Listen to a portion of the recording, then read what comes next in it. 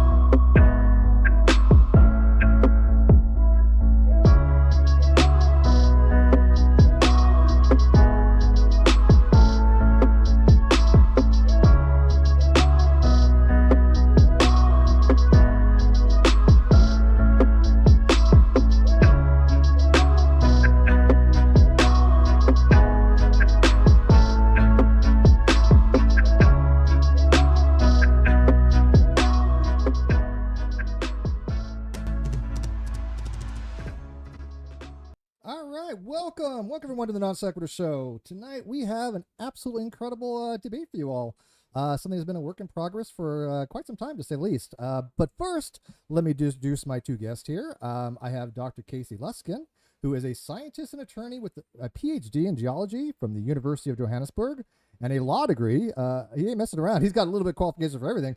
From the University of San Diego, he holds a master's degree and a bachelor's degree in earth science from the University of California, San Diego. He works at the Discovery Institute as an associate director of the Center for Science and Culture, where he helps direct the ID 3.0 research program and assists and defends scientists, educators, and students who seek to study, research, and teach about scientific debate over evolution and intelligence design. And on the other side, we have Dr. Daniel Stern Cardinale, who is an evolutionary biologist with a PhD in genetics and microbiology, who is also known as Dr. Dan and has a YouTube channel by the name of CreationMyths. First, I really do want to thank both of our debaters tonight for being here in what I think has been nothing short of a major journey, so to speak, in regards to how much of the human genome is considered to be junk DNA and the functionality of that junk DNA in the human genome. Just to let you know, we've allotted for about 90 minutes to 2 hours for this debate, with both debaters having about 10 minutes for their opening statements, followed by open discussion. And then, if time permitting, hopefully we'll have a Q&A. So with that, welcome, gentlemen, to the Non-Sequitur Show. And you know what? How about we just dive in? Unless there's anything you wanted to say first. We've already decided that Casey was going to start the debate, but if there's anything you want to say prior to that, let me know now. I think we're good. Let's do it. Yeah. Okay. Right, sounds good. And welcome, audience. Hi, all you people watching out there as well. Let's welcome them. So Casey, you have the floor. Take it away and start us off. And I think that all three of us are either sick or dealing with allergies right now. So we're going to sound really terrible tonight. We're going to be hacking and coughing. It's going to be a miserable night, but at least we have company together. So thank you so much, Steve, and the Non-Sequitur Show for hosting us. And thank you, Dr. Dan, for being willing to have this conversation. I'm going to sacrifice most of my opening statement to provide some basic framing for our audience rather than getting too much into the technical details right now. I think a lot of that will come out during the conversation. So let's start by asking, why are we having this conversation tonight? Why does it matter if the genome is largely functional? If there is any quote unquote junk in the genome, does that mean that we've refuted intelligent design? Or if there is some of the junk in the genome turns out to have function, does that mean that we've refuted evolution? Well, on both counts, I'd say no, and I don't think I've ever said otherwise. However, it does matter whether our genome is largely junk because ID and evolution have made very different predictions on this point. So my four main points tonight are going to be as follows. And of course, we'll drill down into a lot more detail. One, the best evidence shows that our genomes are largely functional and that junk DNA is the exception to the rule of mass functionality in our genome. In fact, we've seen a paradigm shift over the last 10 to 15 years away from the idea of junk DNA. Number two, intelligent design as a scientific theory predicted this evidence and predicted this paradigm shift. Number three, evolutionary biology, by and large, did not predict this evidence and even opposed this paradigm shift. In fact, I think as we're probably going to see in this conversation, evolutionists today are still strongly pushing the idea that our genome is largely junk. And four, this means that evolution has served and maybe even still serves as a science stopper, holding back science from discovering the functions for junk DNA, while ID has led to fruitful scientific predictions. At least that's what I'm going to maintain. So again, we're going to dive deep into this today. but I think it's good to start with some points of agreement. I fully agree with Dr. Dan, and I'm assuming this is what you think, Dr. Dan, so forgive me if I'm misrepresenting you, but I thought these were reasonable things, that there's still a lot we don't know about the genome. And I agree with you that probably some of it is going to turn out to be junk. I also agree with you that there's a lot of transcription going on where we still don't know what it's for. Some of it may even be quote unquote stochastic. But I certainly agree that there's a lot we don't know and that science will reveal much to us in the coming years. And I also need to say one thing to Dan before we go any further. And that is, in one of your videos, Dan, you said that one of the photos that we put up of you on an Evolution News post was not a very flattering photo. And I want to say that I had nothing to do with that. We have somebody who edits our website that puts up, banner images for all of our posts, and they put it up. Honestly, I hadn't even really noticed it till I watched your video, but I asked them to put up a different photo of you because you're a good looking guy and we want the world to know that. And I asked them to put up a much more flattering photo of you. So if you go back to any of the posts we have on you, it's going to use a much more debonair photograph of you there. So it wasn't hard to find a good photo of you, by the way. Anyway, so a lot has happened in the last 10 to 15 years. And I think it strongly tells us where the trend line of the data is going. A hallmark of a good scientific theory is whether it makes good and successful scientific predictions. So what are the different predictions that ID and evolution have made? So while function for junk DNA may not strictly speaking refute evolution, the discovery of widespread functionality for non-coding or junk DNA represents a failed prediction for evolution.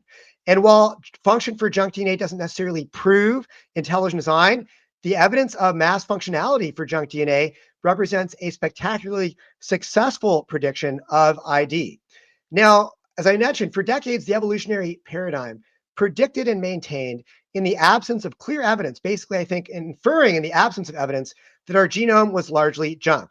If you want quotes on this, you can go to evolutionnews.org right now and find the post at the top titled Junk DNA from Three Perspectives, Some Key Quotes. And you can find lots of quotes from evolutionists who are asserting that the genome is largely junk. And this view flows naturally out of their paradigm. Their paradigm says that ultimately we are the result of nothing more than random mutation and blind natural selection, plus genetic drift and a suite of other blind mechanisms, neutral evolution, et cetera. So over time, evolutionists would propose that various classes of random mutational events, from whole genome duplications to individual gene duplications to viral insertions to parasitic, selfish DNA elements spreading copies of themselves through the genome, to random point mutations, that these have filled our genomes with junk and what is effectively evolutionary debris. And they would say that no designer planned our genome, and the genome is inefficiently bloated with things that do nothing to enhance our survival. So exactly how much junk do evolutionists say is in the genome? Well, you get different numbers depending on who you ask.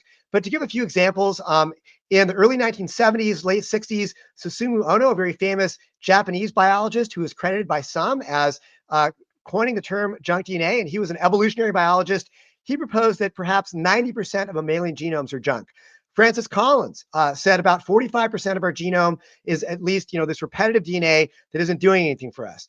Dan Grauer, a very well-known evolutionary scientist at the University of Houston and quite a colorful character, says around 85+% of our genome is junk. Larry Moran, also an internet character that many folks will know of. He wrote a book last year. He's a professor of biochemistry at the University of Toronto.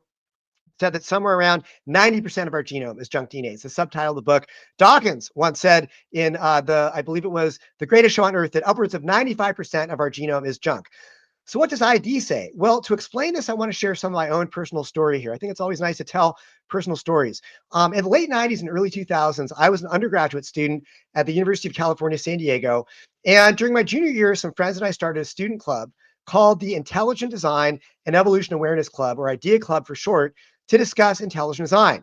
And at that time, we would openly invite, ID skeptics and critics and evolutionists to come and have friendly conversations like us, just like what we're doing tonight. So I've really enjoyed doing this sort of thing.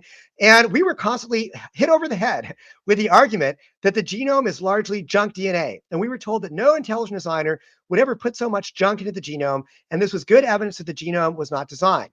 Now, keep in mind that this was before the Human Genome Project came out around 2003, where it was fairly well established that maybe only 1% to 2% of our genome actually encodes proteins. But even at this point, people were pretty sure that, a very, very high percentage of our genome does not encode proteins. And they basically just assumed that non-protein coding DNA was largely junk, and this was an absolute defeater of intelligent design. But there was a problem with this argument back then, and it's pretty much the exact same problem that I believe that many evolutionists face today. And that is that this claim was made out of ignorance. It was based upon an absence of knowledge of what the non-protein coding DNA is doing, and the assumption that if we didn't know what it was doing, that it must be useless junk. Francis Collins later called this kind of thinking hubris. So what would we from the ID camp say in response? Well, we would say that if the genome really is largely junk DNA, then intelligent design would not predict this. We would say that they've actually sort of framed the issue in a fair manner. But we would also say, especially at that time, that we certainly did not know enough about the genome to say that non-protein coding DNA was largely useless genetic junk. So rather than assuming that it was junk, we would say, let's take a wait and see approach and let the evidence decide. And this was before there was hardly anything known about what the non-coding DNA was doing. Again, this was the late 90s, early 2000s. So intelligent design basically urged patience, caution, and a wait and see approach, and made a very different set of predictions from evolution.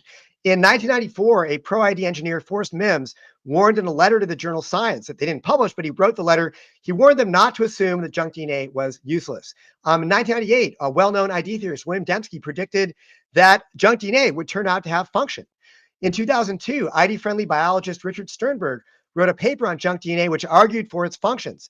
And Sternberg's work on this topic has been praised by University of Chicago biologist James Shapiro. In 2004, pro-ID biologist Jonathan Wells wrote that people asking research questions in an ID framework would presumably have been looking for functions of non-coding regions of DNA all along, and we might now know considerably more about them, essentially, if we were using an ID paradigm. These quotes are also available in my key quotes on junk DNA post on Evolution News. So why did ID predict that the junk would turn out to be largely functional? Well, ID is a historical science which uses the scientific method to make testable predictions. As such, ID begins with observations about what intelligent agents do when they design things. And ID proponents observe that when intelligent agents act, they tend to do so for a purpose, and they make things for a purpose or a function. So it follows that ID predicts that if the genome was designed, then it was designed for a purpose. Now, ID accepts mutations as real processes, but it would say that it's not the dominant process that generated the sequence of nucleotides in our genomes. And we would anticipate that if the genome was designed, then purpose and function will be prevalent, and the preponderance of the genome would be predominantly functional. Yes, there may be some noise, but essentially the ratio of function and non-function would be very, very high. The noise would be swamped out by the signal of functionality. For me, a very eye-opening moment in this debate came in 2011 when Jonathan Wells published a book titled The Myth of Junk DNA, which cited hundreds of scientific papers, many of them published in just the late 2000s, which had uncovered function for junk DNA. But the following year, 2012, something happened that changed this debate. There was a major Nature paper published by the ENCODE Consortium, a group of hundreds of scientists, biologists working together internationally. I'm sure Dr. Dan wants to get into this. We're going to talk about this quite a bit tonight, I'm sure. And they reported evidence of biochemical function for 80% of the human genome. It basically found that the vast majority of our genome is being transcribed into RNA in some cell types in some certain circumstances. And lead ENCODE scientists predicted that with future research, excuse me, that 80% would go to 100%, since they said almost every nucleotide is associated with a function. In the wake of this research, the journal Science published an article titled ENCODE Project Writes Eulogy for Junk DNA, which stated that these findings, quote, sound the death knell for the idea that our DNA is mostly littered with useless bases, unquote. And I would argue that the results of the ENCODE project are prima facie evidence of mass functionality in the genome. Again, I'm sure we'll debate this further, but I believe this is a highly defensible position. In fact, an ID-friendly biologist in an Ivy League school, I'm going to remain anonymous tonight, who studies RNA, told me last week that the view in their field is basically if it's transcribed, then it has a function. So rank and file biologists who study RNA, they see transcription as prima facie evidence that it's doing something useful. Now, the decades since ENCODE's first paper saw an explosion of more papers finding specific functions for junk DNA, and seriously eroded further the idea of junk DNA. In 2021, Nature reported a paper titled by Gates et al. That over 130,000 specific genomic elements, quote, previously called junk DNA, have seen specific functions identified. A 2021 paper in Genome Biology and Evolution said, quote, the days of junk DNA are over. Last year, a paper in Bioassays titled A Kuhnian Revolution in Molecular Biology, Most Genes in Complex Organisms Express Regulatory RNAs, declared we've seen a paradigm shift away from the concept of junk DNA. This was totally unforeseen by the evolutionary paradigm and totally predicted by intelligent design. And in fact, one of the authors of that paper, John Maddock, wrote a book last year by Taylor and Francis, which said, quote, "The genomes of humans and other complex organisms are not full of junk, but are rather highly compact information suites that are largely devoted to specification of regulatory RNAs. These drive the trajectories of differentiation and development, underpin brain function, and convey transgenerational memory and of experience, much of it contrary to long-held conceptions of genetic programming and the dogmas of evolutionary theory," unquote. So what is all this junk DNA doing? Well, we also took about a day and a half this week, me and two of my colleagues, Jonathan McClatchy and Richard Sternberg, and we went through some of our archives and spent a little bit of time and posted a link on Evolution News that's up there right now with over 800 peer-reviewed scientific papers that have reported function for junk DNA. And this is literally just scratching the surface. So what is the junk DNA doing? It's helping to form body plans. It's controlling development, controlling limb formation, controlling the cell cycle, has immune functions, metabolic functions. It's involved in brain development, DNA repair, cellular stress responses, cell differentiation. It regulates transcription and translation. Most importantly, it regulates gene expression. And sometimes the sequence of the junk is not all that important. And in those cases, DNA can serve structural functions like serving as locuses for subtelomeres, pericentromeres, and centromeres, or forming spacers around genes to protect genes. So the non-coding DNA is functioning like an operating system that is determining the timing and nature of expression of genes. So 8% of our DNA may not code for proteins, but the bulk of it is controlling the part that does. And if you want to see documentation of what it's doing, see our list of over 800 papers. Now, Dr. Dan tonight is going to argue that even if most of the genome is being transcribed, it's not producing junk DNA. It's not junk DNA, but it's producing junk RNA or maybe even junk protein. I would argue this is sort of a moving of the goalpost as what counts as function. And if you want to see evidence that evolution is hindering our progress into understanding the function of junk DNA or junk RNA, I predict this video is going to be a good example of this. So if Dr. Dan is right that the biologists still largely regard the genome as junk, and really nothing is changed in our view of the genome since the discoveries of ENCODE, then why do so many biologists frequently say things like, we used to say that this was junk, but now we know it's not? And again, see my blog post on key junk DNA quotes, documenting many quotes from biologists saying that we had a change in our view of what junk DNA is. So the bottom line is that a paradigm shift has taken place over junk DNA because there is such strong evidence of mass functionality for junk DNA in our genome. And I would argue that ID predicted this paradigm shift while evolution did not. So my apologies for going a couple minutes long, but thank you.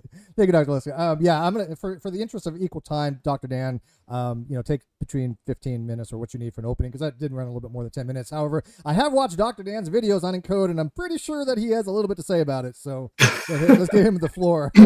Yeah, well, good guess, right? Good guess. We'll get there. Don't worry, everybody. So first, thank you, Steve, for hosting this. Thank you, Casey, for agreeing to join me to chat about this. I've been looking forward to this since we agreed to it.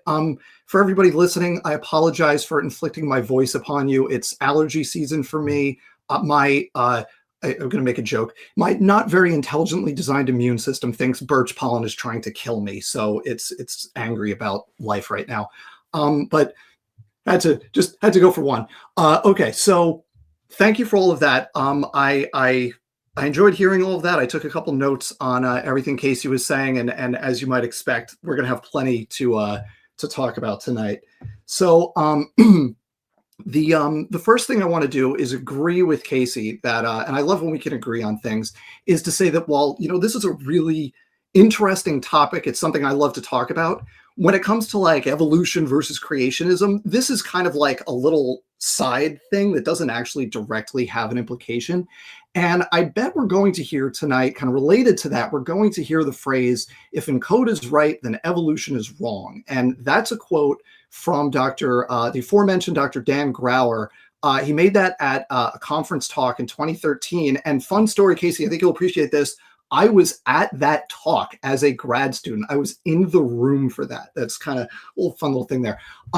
So he explains the math behind that statement in a 2017 paper, talking about how basically evolutionary processes limit the amount of the human genome that can possibly be functional. That paper was corrected in a 2020 paper that basically those authors, those authors found an error in Dan Grauer's math. Dan Grauer reviewed that paper, agreed, and if you look up his 2017 paper, there's actually a correction appended to it now. So he actually doesn't hold that position anymore, which again, this is kind of to the side of the broader thing, but just to kind of introduce the idea that when we're talking about this, I think it's relevant for predictions, but it's not directly relevant for like evolution versus creationism writ large, which is what a lot of people want to make this into. And while it's fun, it's just not that.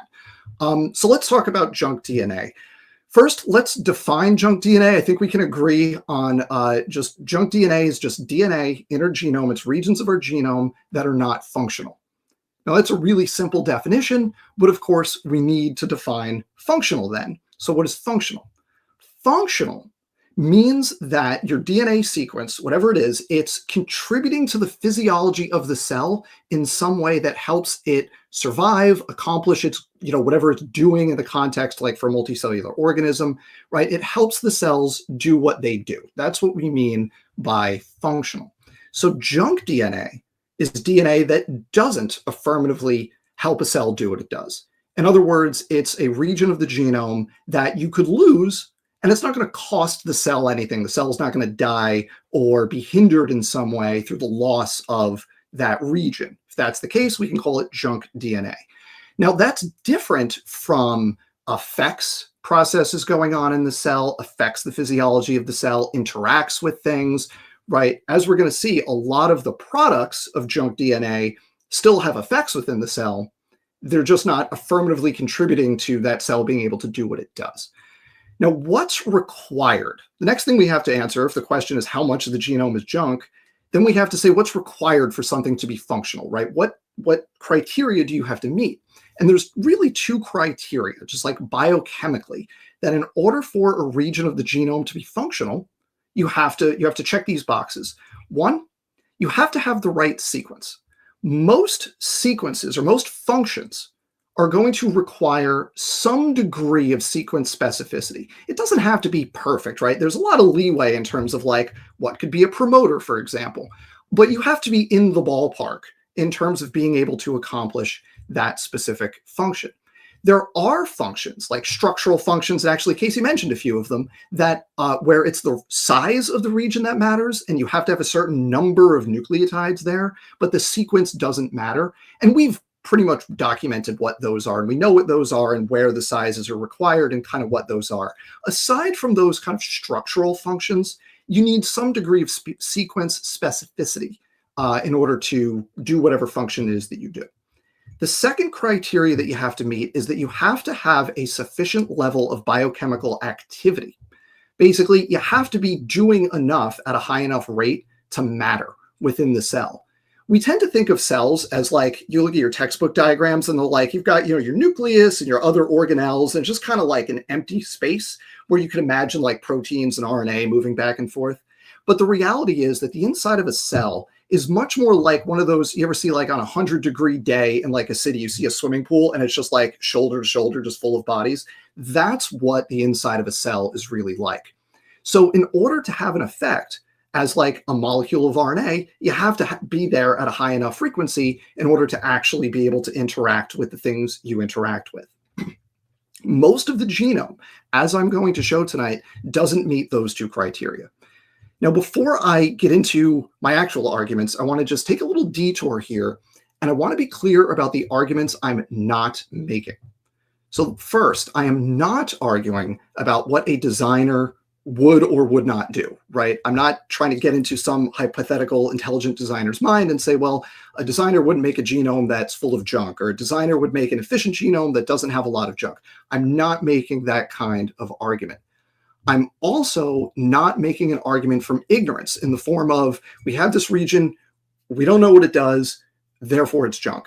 If you go back 25 years, That was something we could do for a lot of the genome because we just didn't know most of what was there. But now we know what's in there. We've, it's 2024. We've really dug into this stuff, and with the advent of really fast genome sequencing and large scale genomics, we know what's in there. So we're not making that argument for ignorance kind of argument here. I'm also not making an evolutionary argument based on genome conservation. A relatively small fraction of the genome exhibits conservation across broad phylogenetic groups. So like, for example, if you look at all mammals, only about 5% of the genome is conserved. That's different from being similar or having homology. It's a related concept, but it's different. And I'm not arguing that because only 5% of the mammal genome is conserved, the other 95% is junk. It's not what I'm doing. I'm also not arguing that we don't find function across all different types of DNA, all different classes of DNA, right? So I'm not saying that just because something is an endogenous retrovirus, for example, that means it's non-functional. You often hear something like, we've documented function in every class of DNA in the genome. And that's true. But if we're talking about, is the genome largely junk DNA, the amount of that function matters. And for most members of most classes of DNA, we actually have direct data that show that they're non-functional. They're actually junk. And I'll give some examples of that as we go. And lastly, I'm not making an argument based on what's called the C-value paradox, which is an observation that there's an enormous amount of variation in genome size between even closely related species. And this is largely due to like the amount of repetitive DNA that Casey alluded to. And kind of related to this, I'm also not invoking the onion test here, which onions have genomes that are many times larger than the human genome. So the onion test is this, it's this framing of how to think about the genome as, well, if the genome is largely functional, you need to explain why the onion needs so much more DNA than a human, right? Or even just within the genus for onions and the related species, they range from 7 billion base pairs up to 30 billion. And if there's no junk DNA, you need to be able to explain that. But I think that's a persuasive argument, but I'm not making that argument. So let me just briefly make my actual argument here, and then we can chat a bit. So first, sorry, I have to cough again. I apologize, everybody. Okay, so first, the sequences. Most functions within your genome require some degree of sequence specificity. If something is doing a critical function, you have to maintain a somewhat limited sequence in order to be able to do that thing. But we know from direct experimental data that the majority of the genome is what we call unconstrained. This means that it accumulates mutations frequently with no cost to the organism. Only about 8% of the human genome is actually constrained at the sequence level, meaning there's purifying selection operating to keep the sequences the same, right? And this is different from conserved. I mentioned earlier, this is constrained. This is referring to maintaining the same sequence in the genome. That means that the rest, 92%, can mutate freely with no cost. That means that within that 92%, they're not doing some function that requires sequence specificity. And this matters because a lot of the proposed functions for junk DNA require specific sequences, things like regulating messenger RNAs, antiviral activity, or acting as promoters. There's a limited universe of sequences that are viable to do each of these things. You have to at least be in the ballpark to accomplish them. And if you're not operating under constraint, right, if you're not subject to purifying selection, then you're not doing one of those functions. And again, I want to be clear about this. This is not an evolutionary argument. This is all about biochemical specificity. The second criterion, my second argument, has to do with the amount of activity. Most biochemical activity occurs at levels that are too low to actually be a function. So for example, Casey mentioned that most of the genome is transcribed, and I agree. I think the kind of the best data we have right now are about 75% of the genome is transcribed. That means it goes from DNA, and then enzymes convert, they make a strand of RNA that's complementary to the template DNA strand. Now, most of that activity is in regions that don't code for proteins. The regions that code for proteins are called exons, and they make up just 1% of the genome, somewhere south of 2%. The rest of the transcription comes from things like endogenous retroviruses or transposons. These are they're sometimes called jumping genes, so little genetic elements that jump around in your genome, and pseudogenes, genes that are kind of the remnants or descendants of formerly active genes. So they're transcribed from DNA to RNA, and then supposedly the RNA does something important. But for that to be the case, there has to be enough of that RNA for there to actually be a physiological effect of it. And according to data from ENCODE that was published in 2014, a paper that was a kind of update to their very famous 2012 paper, conservatively, over half of the transcripts in the human genome are present at a copy of one piece of RNA per cell or less. And that's conservatively. By a more stringent measure, it's up to 90% are present at a frequency of one molecule of RNA per sequence per cell or less. Can an RNA that's present at a single copy have a functional role? Absolutely not. There are between 300,000 to over 1 million RNAs in the average mammalian cell at any given time. One single RNA of a sequence is not going to be able to have a functional effect on that cell. And that means we can eliminate from consideration as functional most of the transcription that occurs, and that's according to ENCODE's own data. It's simply the case that they can't have an important job to do if there aren't enough of them to do that job. So again, these assessments are based on two criteria for functionality: having the right sequence, having the right amount of activity. And the data shows that for the vast majority of the genome, 92%, it's not constrained at the sequence level. There's nothing keeping that sequence what it would need to be to do the function. And we also know from direct experimental data that the majority of the genome has activity at low levels. Specifically for the 75% that's transcribed, conservatively, over half of that is at 1 RNA per cell or less. This means that most human DNA not just isn't functional, but it can't be functional. It's just physically, biochemically will be unable to do the purported functions. And on those grounds, we can reliably classify most of the human genome as junk DNA. Thank you. And I really want both of you to have a back and forth on that particular point, especially because what I've been getting for feedback has been the types of terminology used when it comes to what junk DNA actually really entails and the functionality within the cell based upon spurious transcription rates. Not random, but spurious, whether it actually has an actual effect on the cell. So people have been messaging me that seems to be like the crux of this particular debate. I don't know if both of you agree on that, but it really, to me, seems like how ENCODE determined what was functional, whether it was based on conformational changes, transcription levels, regulatory function, whatever. That seems to be the crux of what people really want to know about this particular debate. So when you guys have your back and forth, if you guys can at least touch on that a little bit, I'm quite sure the audience would love to hear about that. Sure, absolutely.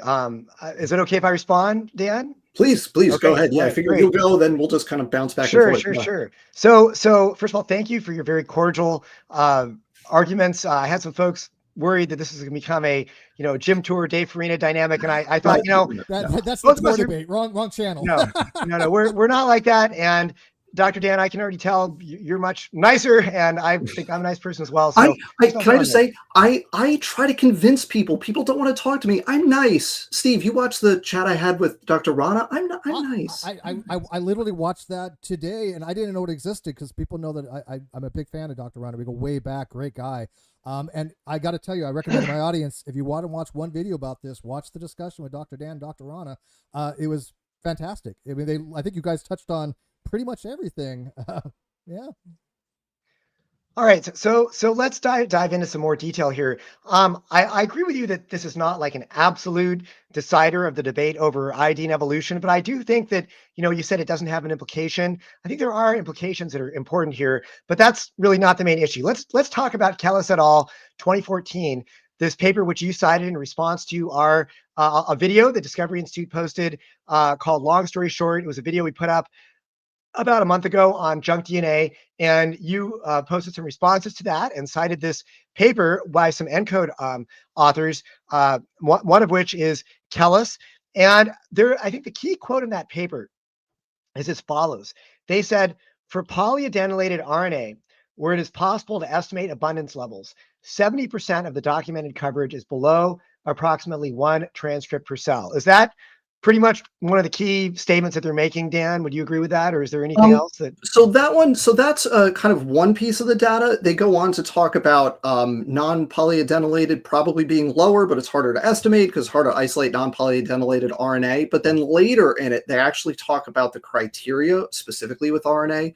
And I wouldn't say there's like one key line necessarily, but there's specifically a figure where they basically say in the text, they say what we would expect for spurious transcription is both low levels of transcription and low sequence conservation, right? They'd say those are the two things we would expect for spurious transcription. And then if you go to figure 3 and then figure 2 in that paper, they show that most of their transcripts meet those criteria. I think that's really the key thing.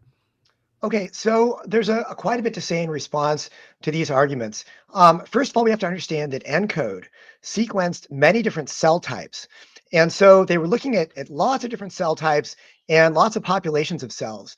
And so it's very difficult often to catch a particular genetic element in action. Okay, so this is actually one of the things that ENCODE talked about. They only actually studied 147 cell types, but there are thousands of different cell types in the human body. And many genetic elements are only active at certain stages of the cell cycle or certain stages of the life cycle. So you might have a particular quote unquote junk DNA element, non-coding element, which may only be active at a very rare time in the lifespan of an organism, maybe like, very in only certain cells at very rare stages of the organism's life cycle. And to catch it in action could be very, very difficult. So what's interesting to me is the fact that, they looked at these cells, at all these different cells, and they found that this particular element is present at less than a rate of 1 copy per cell. Now, how can you have a rate of less than 1 copy per cell? It's like, when they say that everybody needs to have 2.4 children to maintain the population size. You can't have 2.4 children, right? These are averages. So they're averaging out the data that they have found looking across many different cells and cell types. And they found, this particular genetic element on average is present in only, basically at a copy rate of less than 1 copy per cell. However, we all understand how averages work. It could be that particular genetic element is simply not active in, say, 145 of the 147 cell types that ENCODE is studying. And in 2 of those cell types, there are 50 copies present. Okay. That would give you an average of less than 1 copy per cell if we're looking at 147 different cell types. And in those cells where it is active, it may be very, very important. So we have to understand that the methodology here does not at all preclude the statement that it is, there's coverage of less than 1 transcript per cell in no way precludes that there are some cells and some stages of the life cycle where in fact that transcript is highly active and has a very important functional role. Okay, but we're kind of just getting started here. There's actually even more to say. And that is that there are absolutely examples of transcripts that can have activity at very low copy numbers, copy rates, okay? And so this idea, the second criterion that's being put forth, that basically, less than 1 copy per cell on average is not a sufficiently high rate of activity. I think, Dr. Dan, I think that you said that is absolutely not possible to have function at that lower rate of activity. I'm finding papers that say the exact opposite, okay, that it actually is possible. And there was a paper by Mercer et al., 2012, that found that there's a HOX-A transcript, which of course is a regulatory gene, that was found at the rate of 0.13 transcripts per cell. Now, HOX-A, of course, is a regulatory gene, and you're making transcripts of this at a very low rate. Regulatory RNAs, regulatory genes, you don't want to have them active all the time, right? I mean, otherwise you might be growing eyes out of your forehead, or you're going to trigger regulatory developmental sequences when you don't want to trigger them. Okay. So you absolutely need these transcripts. And, because a lot of these transcripts are often initiating cascades, they can be present in very, very low copy numbers to initiate the developmental gene regulatory networks, which are these very highly complex networks of genes that interact with each other to govern development of a multicellular organism. And it often starts off with one gene. and maybe a very low number of transcripts, which are basically catapulting that entire network into action. But it starts off very slow and very low rates. And you may not want that transcript to be active at any other point in the life cycle other than that very specific stage of development where you're going to then, trigger that developmental cascade to do whatever it needs to do. So now if you're averaging lots of cells, yeah, you're going to find that HOX-A is present at less than 1 transcript per cell on average. Absolutely, you're going to find that. But in those very specific cells where HOX-A is doing its thing, I mean, it's very important for development. You've got to have that HOX gene very active. You got to have many transcripts of it, or maybe even just a few transcripts of it. Either way, we can get these low averages and yet still have very high activity. So I absolutely see no reason to accept the claim that a low average rate of presence of copy numbers has any, way to negate the possibility of function being present. In fact, there was an article in Nature Methods by Marks 2022, quoting a biologist who said that some long coding RNAs that they know are functional, we know what they do, that they have, quote, low abundance and low expression. And it said that these link RNAs, these are long non-coding RNAs. These are basically very long sequences of DNA that encode RNAs that then do not become transcripts that encode proteins, okay? And these long non-coding RNAs are basically an end unto themselves. They're performing all kinds of important functions in the cell. You can go to our blog post on Evolution News if you want to see some of the things they're doing. Very important for gene expression, gene regulation, many things like that. This paper in Nature Methods quoted a scientist saying that these long non-coding RNAs can, quote, punch above their weight, unquote, and act in non-stoichiometric ways to amplify their effects. And so this means that you are dealing with these long non-coding RNAs can have very low copy numbers and yet still have important functions. And I mentioned a book by John Maddock and Amaral, 2023. The title of the book is RNA, the Epicenter of Genetic Information. And they talk about this question of whether or not low copy numbers is basically showing transcriptional noise or is it function? And they say that, quote, the low level and fragmentary signals from link RNAs and sequencing data sets is mainly a consequence of their highly developmental stage-specific expression, exacerbated by insufficient sequencing depth, especially in complex tissues. They go on to say that regulatory RNAs would likewise require relatively low average expression levels, i.e. more localized expression, more dynamic control. Examples, among many others, include functionally validated chromatin-associated link RNAs detected on average in less than 10 copies per cell in populations. And they talk about various examples of regulatory RNAs that have very low copy numbers. And again, Mercer et al. 2012 talked about these HOX genes that are present in a rate of, they found that some link RNAs were present at a rate of 0.0006 transcripts per cell, indicating, this is a quote, indicating expression in only a small subpopulation of the cells sampled. And they said, we calculate HOX-A to be present at an average of 0.13 transcripts per cell. So the point of all this is that this idea that many parts of our genome are only expressed they're expressed in low copy numbers on average does not mean that these cannot be highly functional in certain cell types and certain stages of the life cycle. It may be very important to keep them in low copy number. And we have evidence for things we know that are functional that are present only in low copy number. So I don't see why this is a good argument that this is non-functional. Thank you. Okay. A lot to cover there. There's a couple things I want to say briefly, and then I want to go back to a bunch of stuff where I think we agree. But first, I feel like what we're doing with the Kellis data is now I think we're extrapolating beyond what we could say, because we're looking at not a few RNAs, we're looking at the majority of transcription functional, or present at extremely low levels. Like HOX, HOX-A is a protein coding gene, so that's going to be considerably different than like a non-coding RNA derived from a retrotransposon, for example, which is a lot of the activity that we're looking at when we're looking at transcription. There's also a big difference in functions where you're acting on a diploid genome, because a diploid genome, right, if you're regulating a specific gene that has relatively few copies, you can certainly work at relatively low levels to do that. If you're operating against mRNAs, then that's going to be quite different in terms of the number of targets. But I want to kind of agree with you about a bunch of the DNA. And actually, if I may, what I'm going to do is I'm going to change sides during this debate. I'm going to, you know what? I'm going to be on your side. I'm going to try to get the amount of function in the genome as high as possible.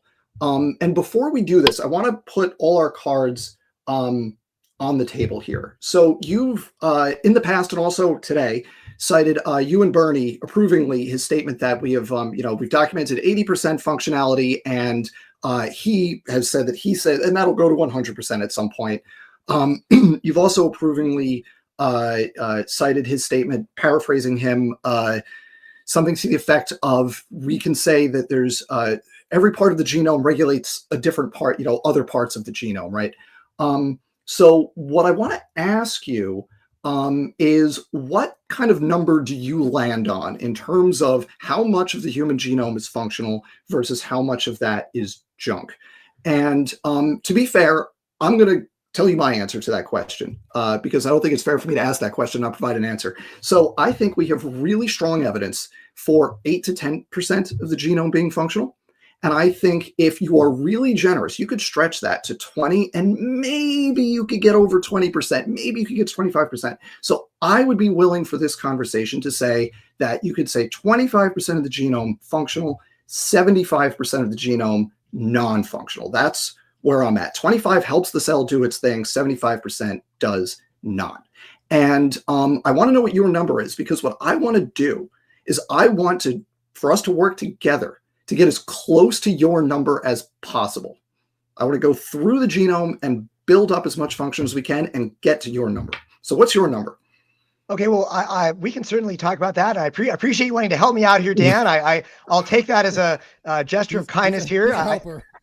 Yeah, I mean, I think I feel a little bit suspicious, but I'm gonna give you the benefit of the doubt here. No, but before we go into that, I just want to repeat that you said earlier that this expression level of below one copy number per cell means that these genetic elements, quote, absolutely not, unquote, those are your words, they absolutely not can have any function. And I believe I showed that that is not the case, that they can't have function at low expression numbers. And we see examples of this, and these are from very credible sources. So I think that argument, the main argument that you're saying shows that the genome is largely not junk, or largely, basically not helping us, largely junk. Again, this gets back to the assumption that I talked about earlier, that if we don't know what it's doing, evolutionists tend to assume that it's probably not doing anything. And this is that when we throw that assumption out the window, that's when we get papers that are actually discovering the function for this. So what exact percentage of the genome do I think is functional? Well, I honestly don't know. Before you answer that, can I just say that's not what I'm doing? And I'm going to show that as we go through. Sorry to interrupt. You can speak for yourself. Sure, that's fine. So I honestly don't know. If I was to tell you a number, I'd be taking something out of my brain that I don't have. Like, I don't have a place in my brain to go and say, I think that this percentage is functional. Now, I do find it interesting that you and Bernie, who was one of the authors on the Kellis et al. Paper, said right around the time that paper was published that, quote, there is not a single place in the genome that doesn't have something that you might think could be controlling something else. That's sort of Kellis doubling down. I'm sorry, that's sort of you and Bernie doubling down on his previous quote that I think he made when ENCODE first came out, that, eventually we're going to find 100% of the genome is functional. I mean, I don't actually think that we're going to find that 100% of the genome is functional. And here's the reason why. If I take my laptop obviously was intelligently designed, although if I told you about all the problems it's been having, you might wonder. But if I were to take my laptop, put it on the top of Mount Everest for 30 years and come back, it's not going to work anymore, okay? So designed objects can have histories. And this sort of reflects the way that intelligent design theorists approach science. We try to look at the way, what do we observe in the natural world around us in designed objects? How does history affect their behavior? How do intelligent agents design things?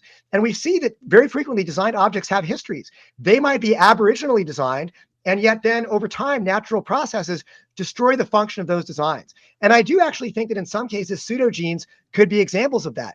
You have examples of genes that one time did have a function and they no longer do. They accumulated mutations, natural processes destroyed those functions. I think that's possible. Now, there's a lot of other things to say because a lot of pseudogenes are turning out to have functions. So I think we have to be very careful about going there, but I have no problem with that. So I'm definitely below 100%, no question there.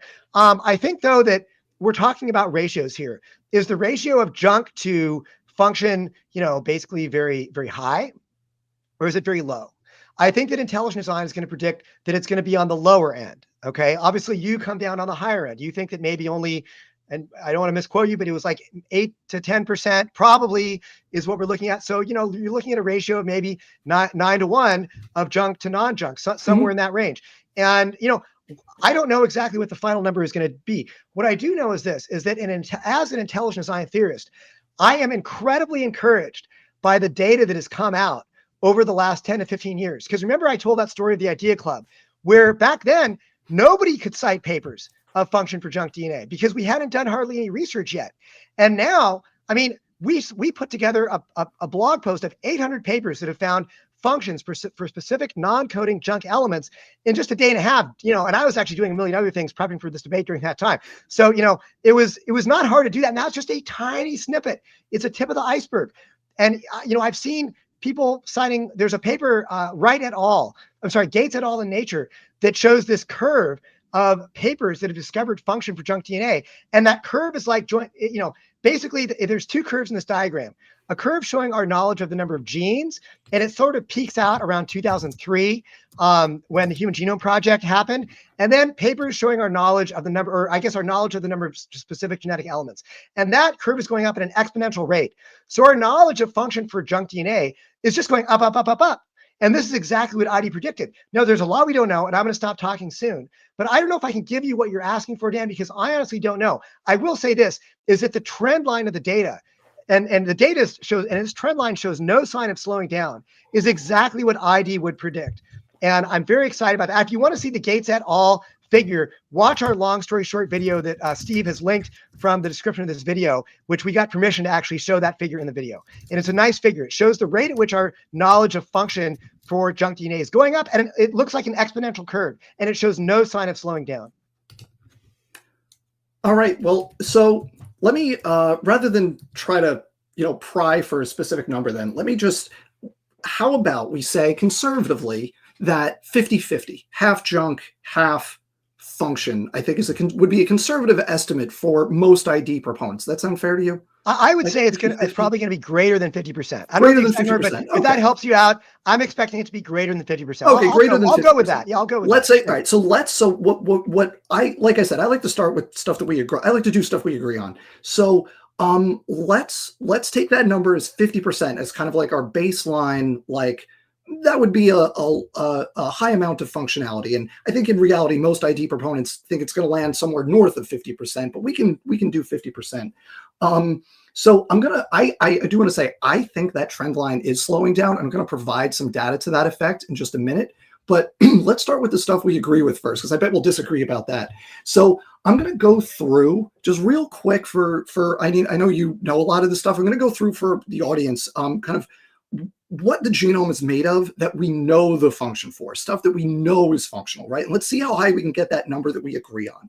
So we have things like, and I'm going to start with the really small things, and I'll get bigger and bigger as we go. So regulatory regions that are really short in the genome, things like promoters, where you start your process of transcription that's going from DNA to RNA, things like enhancers and silencers that affect the level of transcription. Collectively, that's a fraction of a percent, but I'm going to be really generous and just round that up to 1%. I'm going to just round up to the nearest percent when I have the option. Similar story with origins of replication, so places where DNA replication starts. It's a small fraction of a percent. We'll just say 1% for those. Then you have your exons, your protein coding regions of your genome. That's like 1.5%. Plus you have the short untranslated regions on either end of those that end up in the molecule called messenger RNA that uses a template to make proteins. With the UTRs, the untranslated regions, we can be really generous with that, and we'll call it 3%. It's closer to 2, and we'll call it 3. Then you have your RNA genes. So these are going to be genes that are expressed as RNA, but they don't get translated to protein. So this is going to be like your transfer RNAs, your ribosomal RNAs, your long non-coding RNAs. we can round up to 3% for those. And all of those regions that I just described, those are highly constrained regions of the genome in terms of having, sequence specificity. Then we can look at structural regions that are a little more loosey-goosey with the amount of, or the specificity of the sequence. So these are going to be things like centromeres, which are in the middle of chromosomes, telomeres that are on the ends of chromosomes. You have your scaffolding regions for like protein attachment. You have spacer regions where the sequence of the DNA doesn't matter, but it has to be a certain length, right? It can be 2,000 nucleotides, 1,000 is too few, 5,000 is too many, but as long as it's the right length, the sequence doesn't matter. You add up all that stuff in the genome, it's very well documented, that gets you about 3%. Now that puts us right there. 1, 2, 3, 4, 5, 6, 7, 8. That puts us at 11% functionality with being generous with our rounding, but that gets us to 11%. Now we can go one step further than that because ENCODE documented that 8% of the genome is involved in binding to transcription factors. Transcription factors are proteins that grab onto the DNA and regulate the process of transcription, making RNA from that region of DNA. Now, within that 8%, we have kind of a lot of problems. There's a lot of redundancy with the other regions we've already described. The levels of binding have been shown to actually be very brief in some cases, so it grabs on and then it lets go. And so that's almost certainly spurious binding. And then the way that ENCODE specifically did this assay was overly sensitive. Basically, it was kind of an indirect method where they removed the enzymes that would have blocked access to those sites on the DNA and then treated the DNA with enzymes that targeted those sites.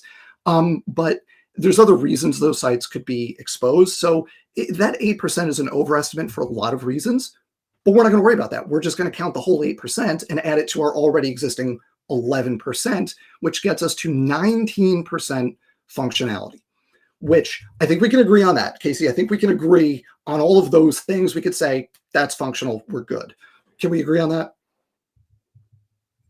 Well, I do question some of your numbers. So, I mean, I agree it's at least 90% functional. But I mean, for example, I've heard statistics. Do you want me to? I mean, I don't want to cut you off. We'll get to more. We're getting into more regions, but just like as a first pass, I think we agree. Even some of your numbers for enhancers, for example. I mean, there have been estimates that there are up to 400,000 enhancers in the human genome, and I just Googled it. Enhancers can be anywhere between 100 to 1,000 base pairs in length, and so let's just split it down the middle and call it, 550. Okay, that's over 200 million base pairs, which is about, it's about 7% of the genome right there that could be enhancers. If you go with, out of our 3 billion base pairs of the haploid genome. So, I think that, or half, the coding strand. So I would say that I don't know if I fully assent to all of your numbers there. Some of them I probably do. Right, but some of them I think that we are dealing with cases where this is what we know at the present time. And there's a lot more yet to be discovered. And we're still discovering what these genetic elements are doing. I'm good with fine. Let's make it, like I said, I'm here to help you. Let's get this number as high as possible. We're making that 7%. All right. So but it's not just enhancers. I mean, I think that there's a lot of examples of we'll get there. We'll get there. We don't know. Anyway, let's keep going because the rest of the genome, we know what it's made of. And the question is it functional, right? So we've got our retrotransposons are about 45% of the genome. These are RNA-based kind of copy and paste little things that just move around the genome. You get your DNA transposons. Those are cut and paste, similar, but they're cut and paste rather than copy and paste. They're only 3%. Then you got your endogenous retroviruses, 8%, pseudogenes, 5%. You put all that stuff together, that's 60% of the genome right there. And that's where a lot of the transcriptional activity is. And that's where a lot of the purported function is from people who say that there is no or very little junk DNA. A lot of it has to come from that 60%. So we can just we have data on this. And this is why I disagree with the argument from ignorance thing here. Like we have very specific data on this. And I'll just use one example of this. There are these elements in the genome called lines, L-I-N-E. It's an acronym. It's all capitalized. Lines stands for long interspersed elements. They collectively make up about 21% of the genome. It's a class of retrotransposon. Now, Of that 21%, there's actually 17% of it is just a ton of copies of this one specific thing called L1 lines. And we've documented function in L1 lines. We've actually documented specific things that they do, because they actually, when they're intact, when they have all of their parts, they actually do a lot of things. They do transcription. They do a bunch of things. They do reverse transcription. They can cut DNA. They can do a lot of stuff when they have all their parts. So we've documented function in about 100 of them, which is really impressive, except that there are about 500,000 L1 lines in the human genome. And it's not that we haven't looked at the rest of them. We have, and they're not doing the functions that the 100 functional ones do. And in many cases, it's not just that they're not doing those functions, it's that they can't do those functions because they're mutated and they've experienced deletions because they're not sequence constrained. So they've actually broken down to the point where they can't do them. So we're not out of ignorance saying that we have 100 functional and the rest aren't. It's out of knowledge, out of direct experimental data, that we're saying we found 100 of these that are functional. And then we have approximately 499,900 of them that are not. And so we can add, like, taking those 100, they're not big things, but we can take those and round up to 1% and add another 1% to our tally. But at the same time, then we have to add 16% to the side of the ledger that's junk DNA, because, again, I want to be clear about this. It's not just that we don't think they're doing the function.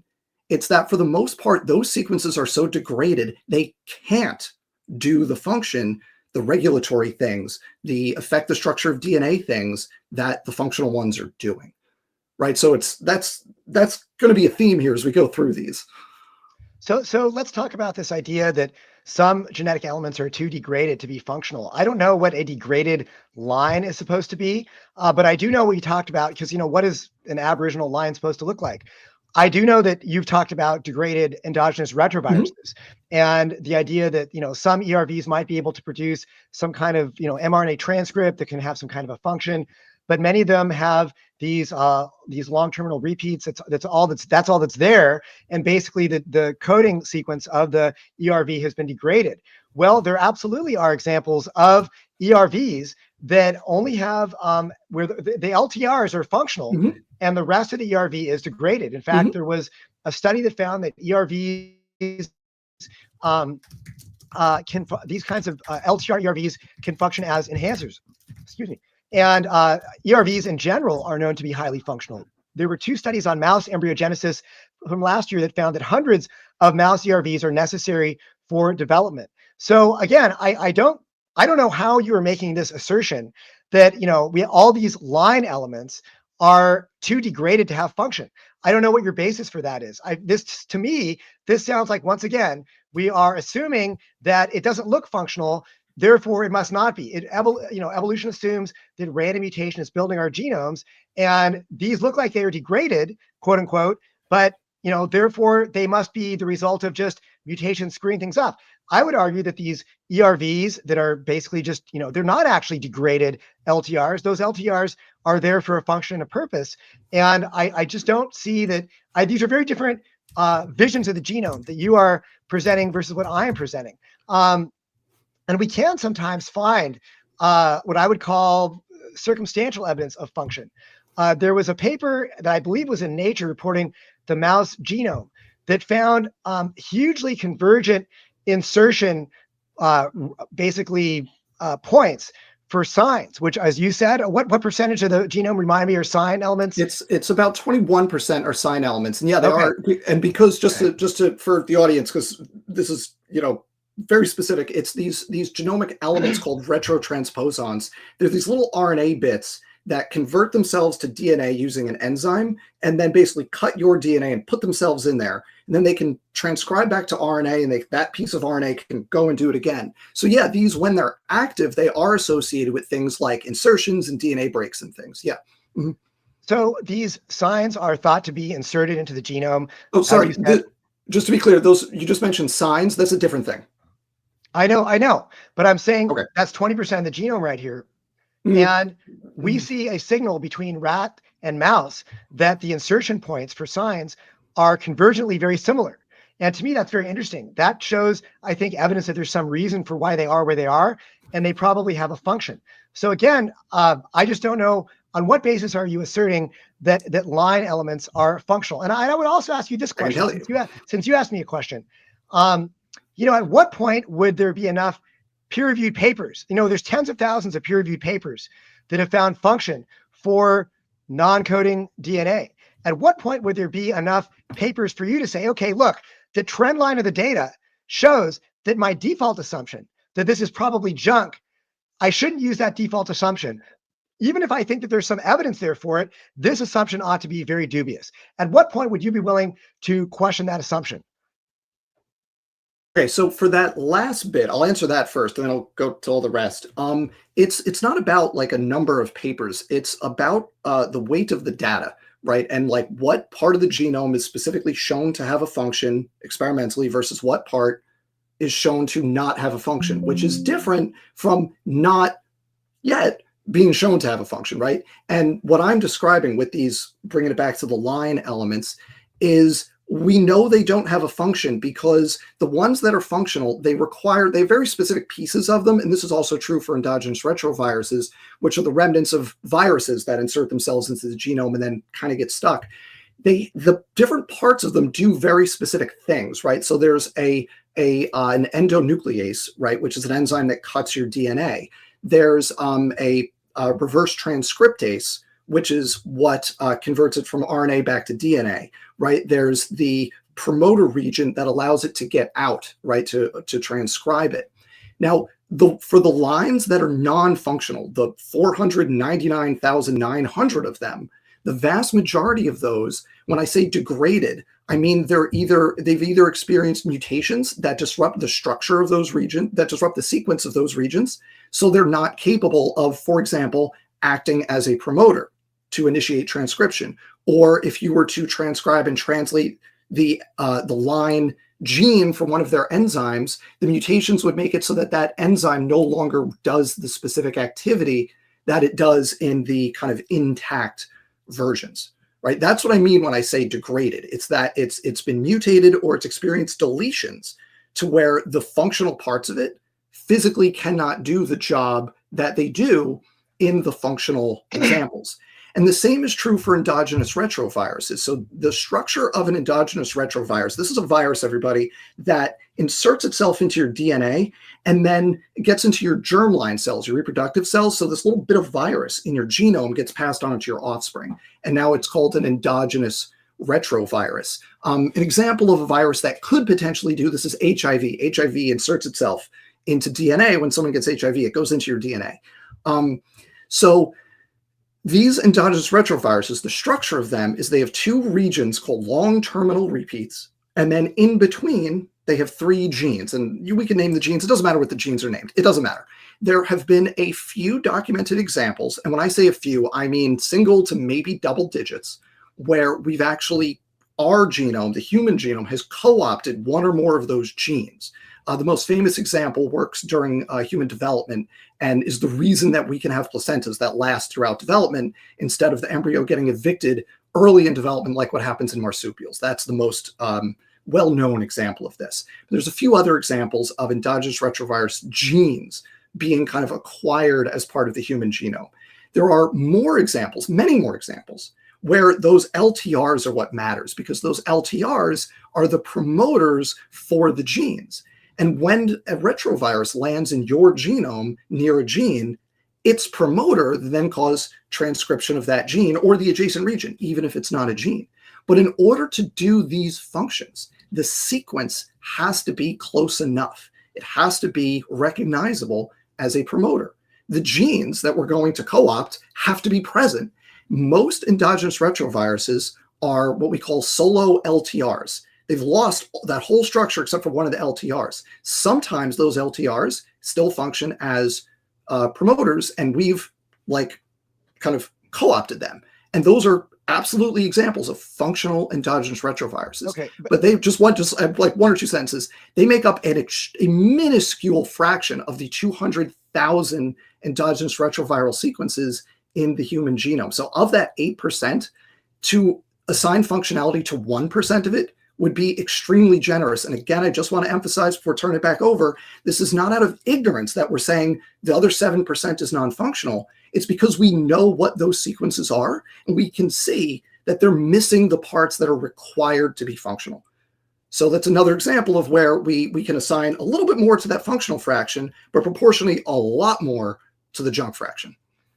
I think what we're seeing on display here, Dan, is the same kind of thinking that led people to presume that the non-coding DNA was junk for decades. You don't know what it's doing. You don't know. You don't actually know that it's not functional, okay? You know that it's not doing its normal, job that it should be as far as being able to provide transcripts that can serve to insert it into other places. But as I explained with those examples with the ERVs, these LTRs absolutely can be quote unquote degraded from what we think their function is supposed to be, but they can still have functions as enhancers. And there's absolutely the possibility that these degraded line sequences could have functions that we are not expecting. They could be attracting all kinds of different things. I mean, line elements have lots of different functions. They're involved in gene silencing. They're involved in chromosome inactivation. They're involved in repairing DNA breaks.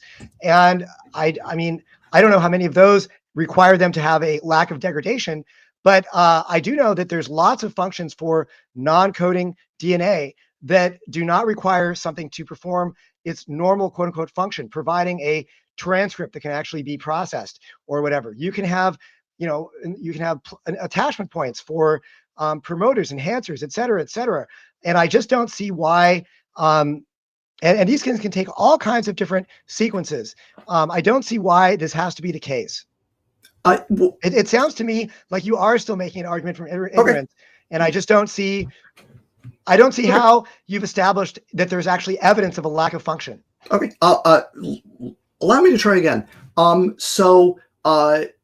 The reason is because we have a bunch of purported functions for these things, right? So like ERVs are a really good example where one of the the main proposed function that you hear for endogenous retroviruses is that they perform an antiviral function, right? Is that you have this virus-like sequence in your genome, and then it gets expressed as RNA, and then when the viral RNA is present, the endogenous virus sequence interferes with it and it performs an antiviral function in your cells.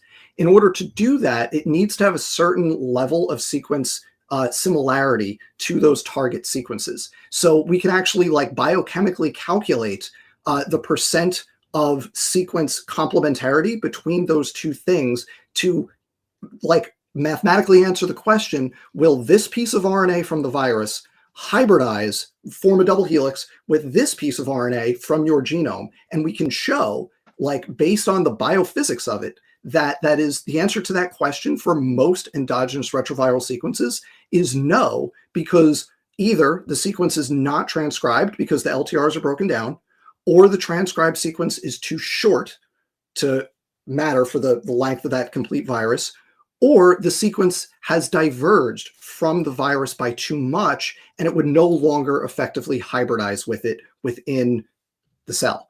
So again, I'm not making an argument from ignorance here. I'm there's very specific reasons why we can make these evaluations. And so maybe it's not hang on one quick thing with the lines. You described, for instance, DNA break repair. Yes, that is one thing that they do. But in order to do that, they need to have the line enzymes, because one thing that they do, remember, is they cut your DNA and they stick themselves in there. So they're good at taking one piece of DNA and sticking it into another piece. And that's, in effect, double-stranded break repair. But in order to do that, they need to have the enzymes, one, present, and two, the sequence needs to be there so the enzyme will work. And for the vast majority of line sequences, that's not the case. The enzymes are either missing entirely or they're full of mutations. And I do want to point out that I think it's curious that you're a well-known intelligent design proponent, that you are in effect arguing here that you can have you don't need a specific sequence to do these jobs. You can have tons of sequences that do these jobs. Hold on. That's what it sounds. That's what it sounds like. Look, you've made a fair point that if the sequence is degraded, you can't maybe do DNA repair, or you won't be able to bind to a viral, an ERV transcript cannot bind to viral RNA or DNA or whatever, or and then be able to lock it up and prevent it from causing an infection. Okay, I that's a fair point you're making. My point, but I'm not saying that they can still perform those functions. I'm saying that there are many different functions that non-coding DNA is known to perform that can happen in these quote unquote degraded sequences. So I just don't see evidence. There's a whole plethora of other functions that could be taking place from these sequences that do not require them to have the typical, what you would call, their standard sequence. I just don't see, again, it seems like you're making an argument from ignorance again, that you don't see how it could do a function. Therefore, you're going to conclude that it isn't. But we do know examples. I mentioned earlier, the ERVs that are degraded and yet still have functions. That could be the case with many other types of genetic elements. And so I just don't find this to be an argument that's really different than what we've already seen. I don't see this as conclusive evidence for lack of function. I think that we're making assumptions still. And I'm content. Look, Dan, I'm happy to say you made an argument here. And I'm happy to say what I said 20 years ago. I'm willing to take a wait and see approach, because you know what? The evidence for function for junk DNA is piling up. And I have not heard powerful arguments that these elements don't have functions. Rather, I see thousands of papers in the literature that is finding functions for lines, for signs, for ERVs, for various forms of repetitive DNA, all of that. And it's finding it in various types, various forms. So I don't feel like there's really, it would be inappropriate for me to concede this point, because that could risk stopping science. And that could risk actually hindering research into the function for these quote unquote, degraded genetic elements. So that's what I would say. Yeah. So I agree again, and I said this at the top. I agree that we find functions in all of these different types of DNA, whether it's retrotransposons or ERVs or pseudogenes. We do, in fact, find functions in all of them. The problem is that it's a very small fraction in which we find those functions. And when I'm talking about like it could do the function versus it can't do the function, I'm talking about the functions that are either shown to exist in these elements or are purported to exist by people who oppose the concept of junk DNA, right? So it's again, like we could take a wait and see approach, but we've got a lot of data now. And I think a wait and see approach was appropriate 25 years ago. And right now we have more data than we had 25 years ago, and 5 years, 10 years, 20 years, we're going to have even more data than we have now. I'm not saying not to look into this stuff. I'm saying for the stuff that we have well characterized and looked into, we can make very confident judgment calls about its ability to do these purported functions. But you've been saying it could do this, it could have this other thing. So let me ask you, what specific functions? Wait, hang on. No, let me just finish the question. What specific functions could these sequences be doing that do not require sequence specificity? I'm going to get to that in a minute. I want to talk about this idea that you just said, and excuse me, I'm losing my voice here, and I'm almost down to the bottom of my Starbucks cup. We're coming a little bit up to the 90-minute mark, but you got plenty of time. So I'm not trying to cut it off. I'm just apologizing. Just time. So you talked about that we've studied these things enough to conclude that they function. Well, that's what I heard you just say. I wouldn't say enough, because I don't want us to stop. This is exactly what people said about the non-coding junk DNA 20, 30 years ago, that we know it's not doing anything. And I just feel like these are the same arguments that if I were to accede to these, I would risk becoming a science stopper. So I don't want to accede to these. You may tell me that you're not saying we should investigate this, but that is the effect of this. And let's talk about pseudogenes for a moment, okay? Many people would say that the vast majority of pseudogenes are an example of functionless junk DNA. But what I'm reading in the literature is that we've just barely begun to scratch the surface of studying pseudogenes. There was an article in Nature Reviews Genetics a few years ago by Cheatham et al. that talked about how we were just developing the technologies to study pseudogenes. And they had this really interesting quote. They said that pseudogenes that have been, this quote, pseudogenes that have been suitably investigated often exhibit functional roles.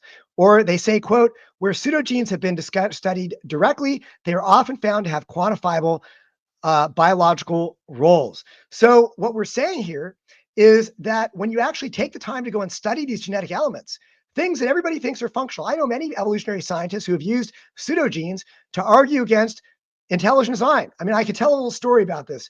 Back during the Dover trial, the Kitzmiller versus Dover trial, Ken Miller cited a beta globin pseudogene and claimed that this pseudogene is found in, with the same molecular errors, is found in gorilla, is found in chimp, is found in human. And this is evidence that it is non-functional and that it is basically evidence of junk DNA and evidence of our common ancestry. Well, lo and behold, in 2013, there was a paper that came out that found that this beta globin pseudogene has a higher degree of conserved sequence than you would expect if it was just, accruing mutations at a neutral rate, et cetera. And so that was sort of initial evidence and function.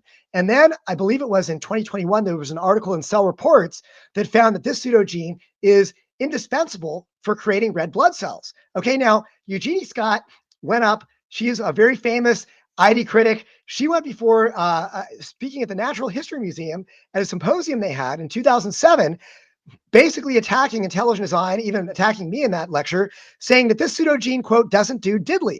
Okay, well, somebody then took the time to go and studied it and found that it was indispensable for creating red blood cells. There are many, many anecdotes that we should be taking very seriously. And this paper in Nature Reviews Genetics said the same thing, that when we actually take the time to study pseudogenes, we're finding evidence of function. I've also found many papers in the literature which have said, again, that the technology is just at the very beginning for us to understand what these things are doing, and that really technical limitations are still at work here in preventing us from studying many of these non-coding elements.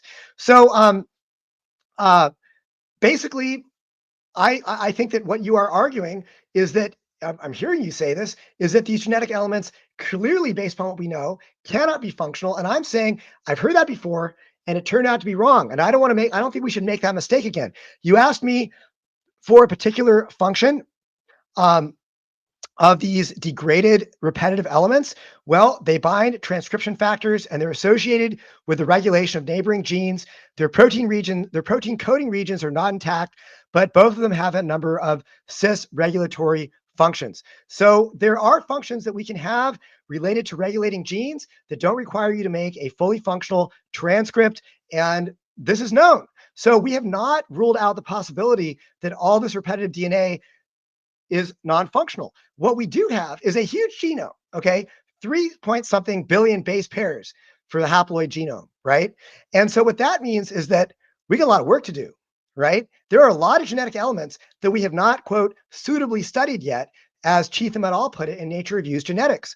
And so if we're going to start making this argument that we know conclusively that it's junk, I think we're making the same old science-stopping mistake. As I said in my opening statement, I was predicting that people were going to hear, that the science-stopping effects of the evolutionary view of junk DNA are still in full force. And I feel like I'm hearing that from you, Dan. Now, I think that you're an open-minded guy. I think that if you saw a paper discovering function, you would quickly accept that. But I think that your default assumption here is misguided, and it is taking science potentially in a very dangerous direction, which would repeat the mistakes of the past, where we are concluding that something is not functional when we really don't know that's the case.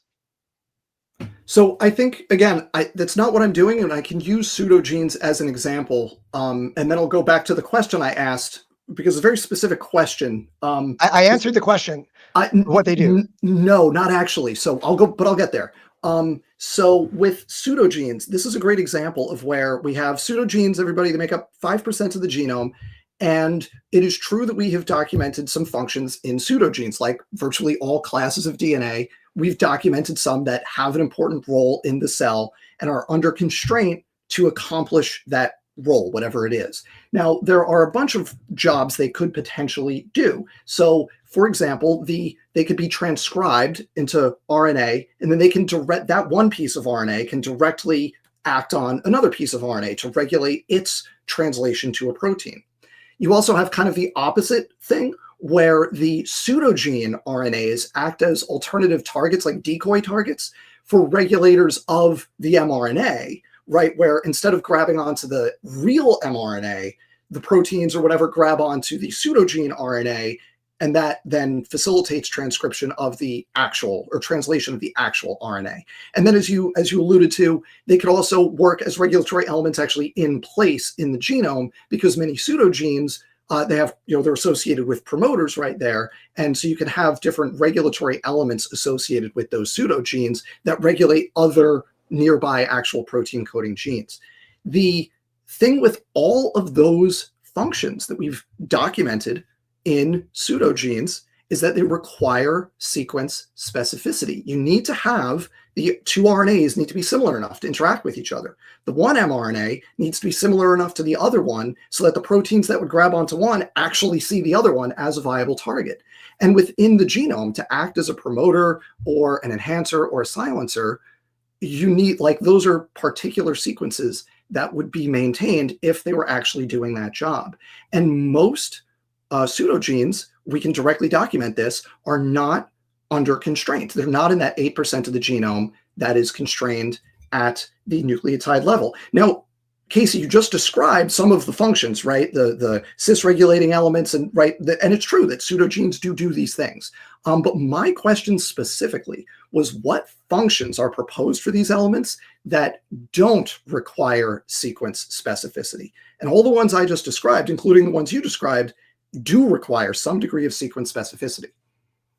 Well, they may require sequence specificity, as you said, for some RNA, and that RNA goes out and regulates the gene. And you have microRNAs that are so short that it's hard to say that this has sequence specificity to some mRNA transcript. So I think that that's a different thing, though. That's not yes, pseudogenes. what I'm saying, no, we were talking about repetitive DNA earlier, and that's what I was actually answering you about, the function of degraded repetitive DNA. You could have these short repetitive elements that could be producing RNAs that have all kinds of regulatory functions. There's no problem. You don't have to have direct sequence specificity to an RNA transcript that is an mRNA transcript that is directly encoding the protein to have a regulatory function. Okay, I'm pretty sure about that. Now, as far as some pseudogenes having a degree of sequence specificity that is so degraded that it can supposedly no longer regulate its parent gene, well, the reality is the degree of sequence specificity is going to determine how tightly it binds. It binds to the mRNA transcript. And so something with less sequence specificity may just have a lesser degree of binding ability, and that may be part of its regulatory role. So, I mean, the exact degree, the fact that it differs from the aboriginal coding transcript is not a problem at all. The fact that it may even be very different from it. Maybe it's only intended to, bind a part of it and lock that part up. There are so many possibilities here that I just don't feel like, again, we're establishing clear evidence that this is not functional. So that last thing you said, I think, is really important, because you said there's so many possibilities here, but I think that's getting out over your skis a little bit. Because now you're proposing functions that we have not directly documented. And again, the things that you're describing, like small interfering RNAs, that this is part of a mechanism where you have enzymes that grab onto little bits of RNA, and then they find that same sequence in the bigger RNA, and the enzymes cut at that sequence. So again, you need sequence specificity. But, you're muted. So I didn't have that specific function in mind. Okay. I'm just saying that you don't have to have sequence specificity to an mRNA transcript in order to have a function. Okay.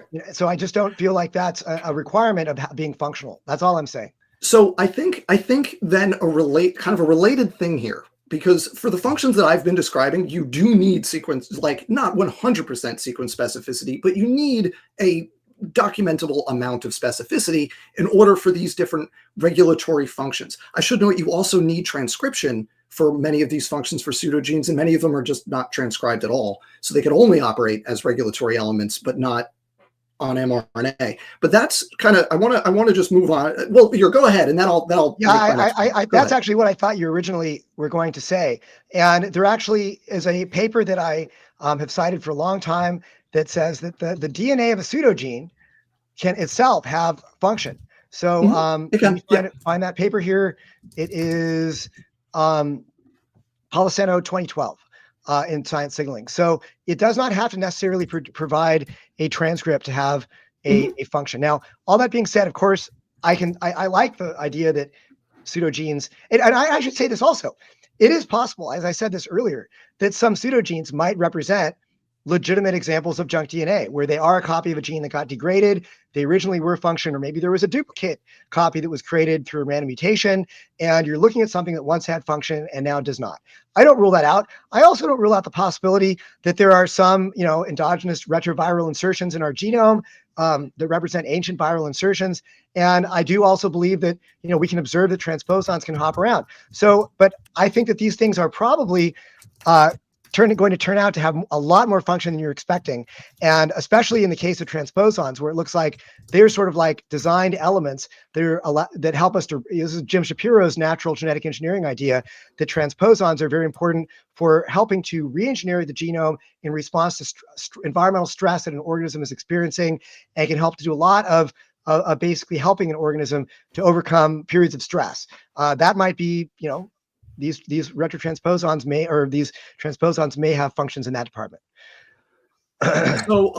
So sticking with this, whether it's pseudogene, I think pseudogene is a good example to illustrate the point I want to make here, because you said something important a few minutes ago about how, well, it doesn't have to have exactly the same sequence, and if, as the sequence is maybe a little bit different, it interacts at a slightly lower level.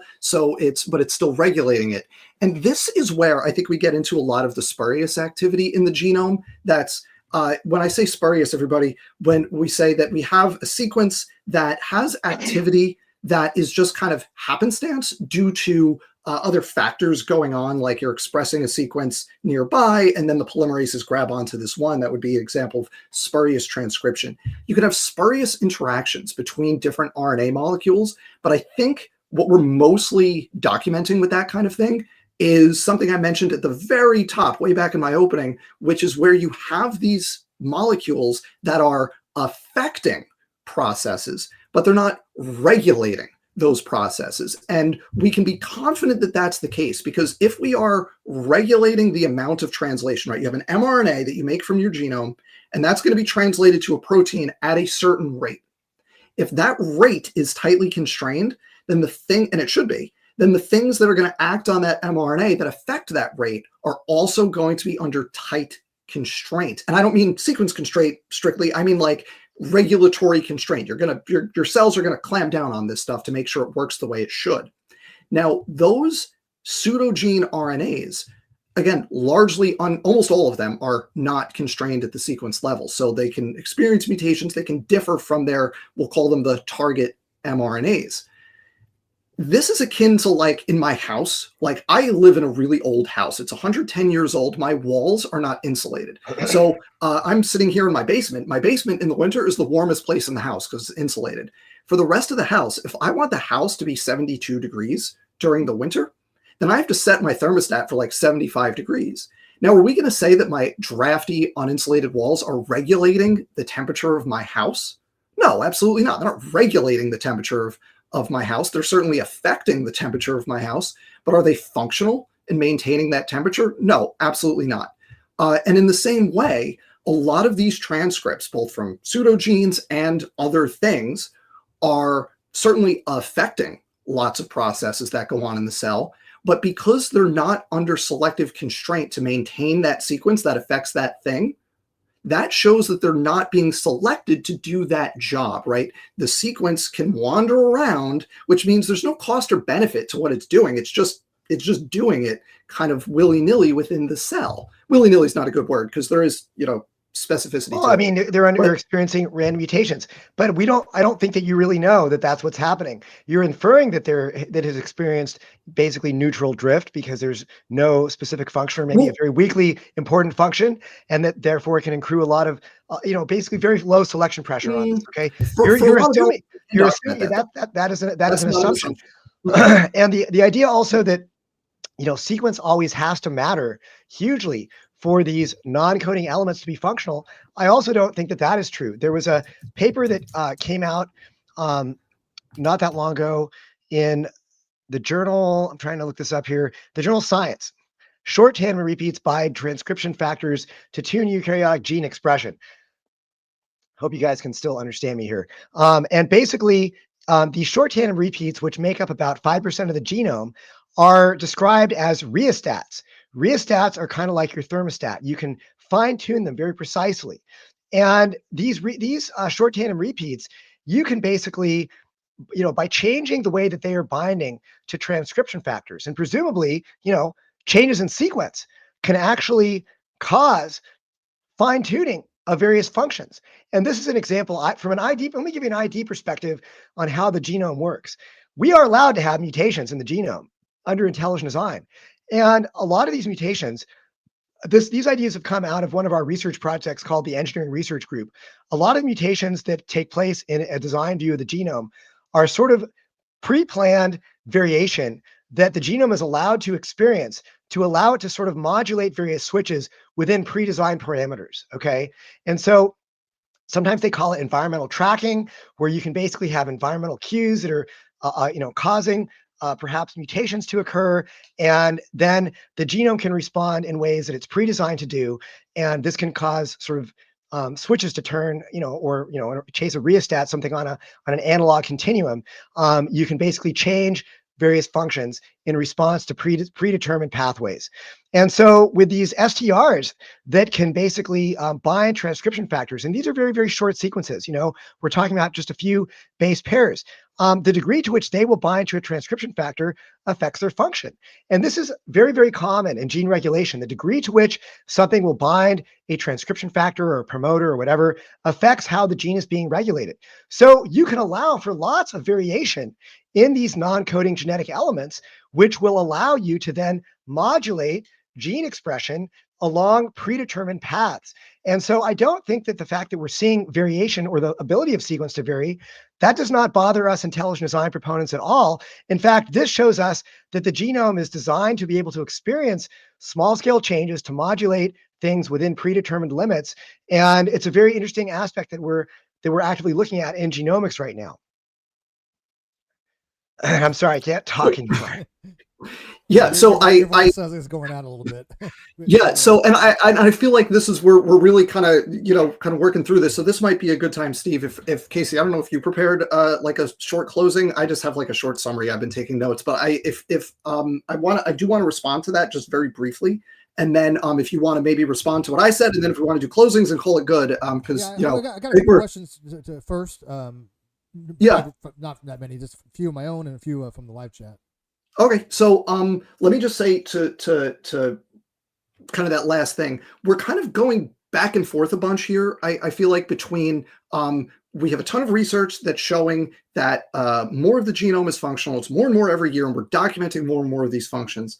But then every time I respond to it with, okay, we've shown this much is functional, I agree, but then we're also documenting this much that can't do any of these functions.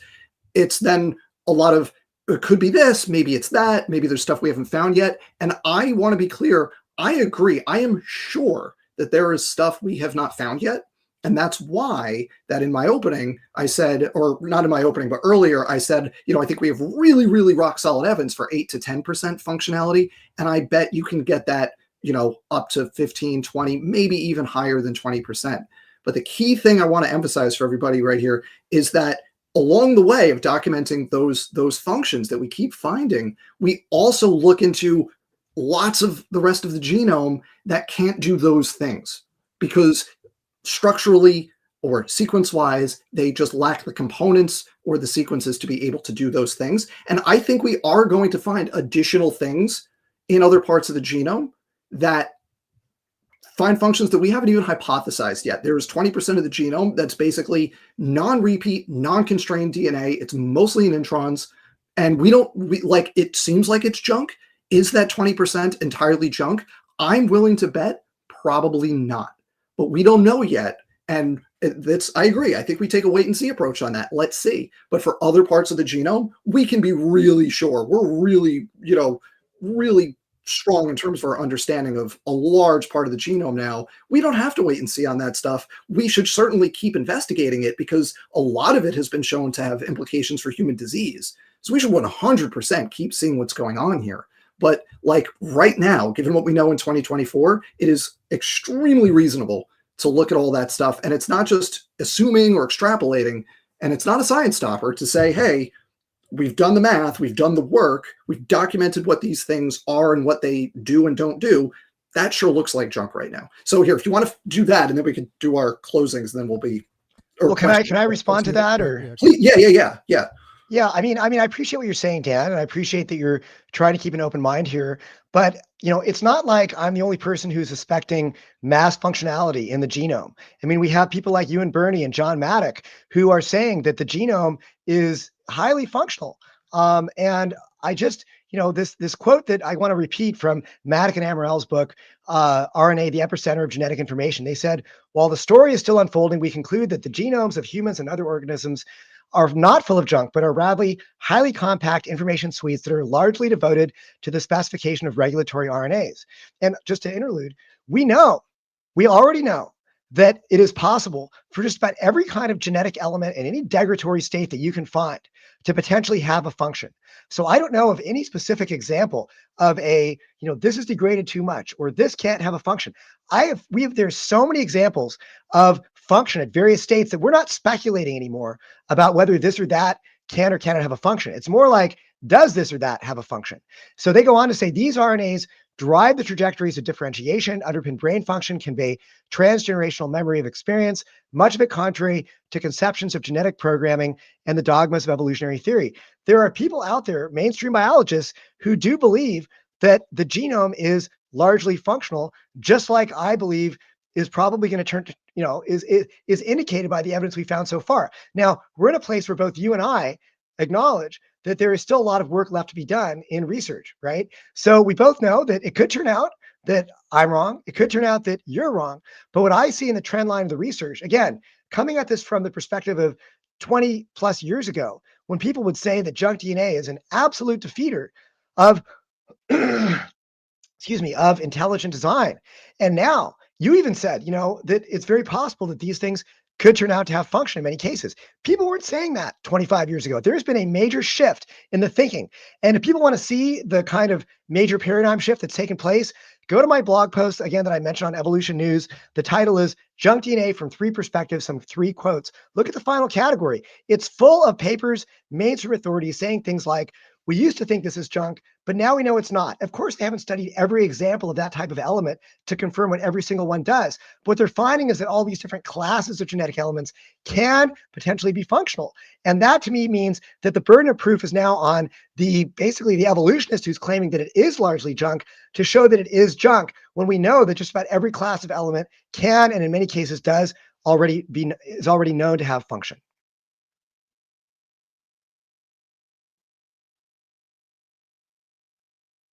So do we want to do like a brief closing thing, or do we want to do questions? How do you want to do this, Steve?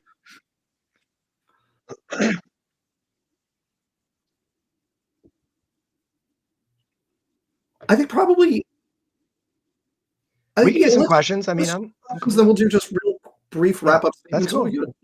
Yeah.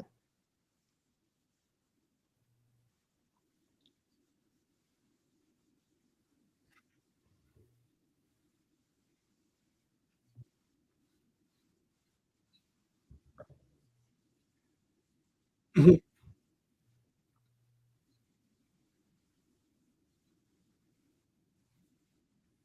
So yeah.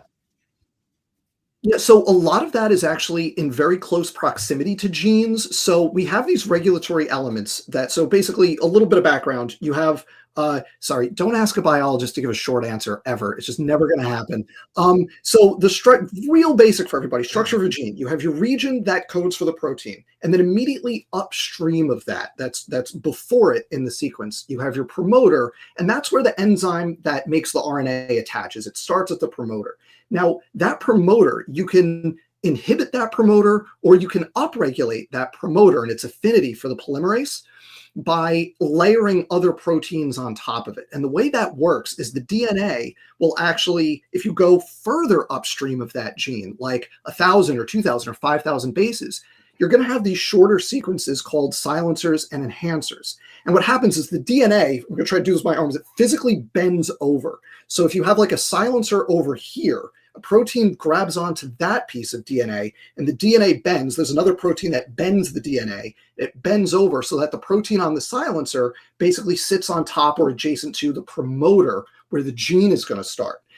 And it's that range of bases in between that needs to be a certain length in order for that hairpin bend to work correctly. Basically, if it's too long or it's too short, you miss when you bend it over and you don't hit the promoter.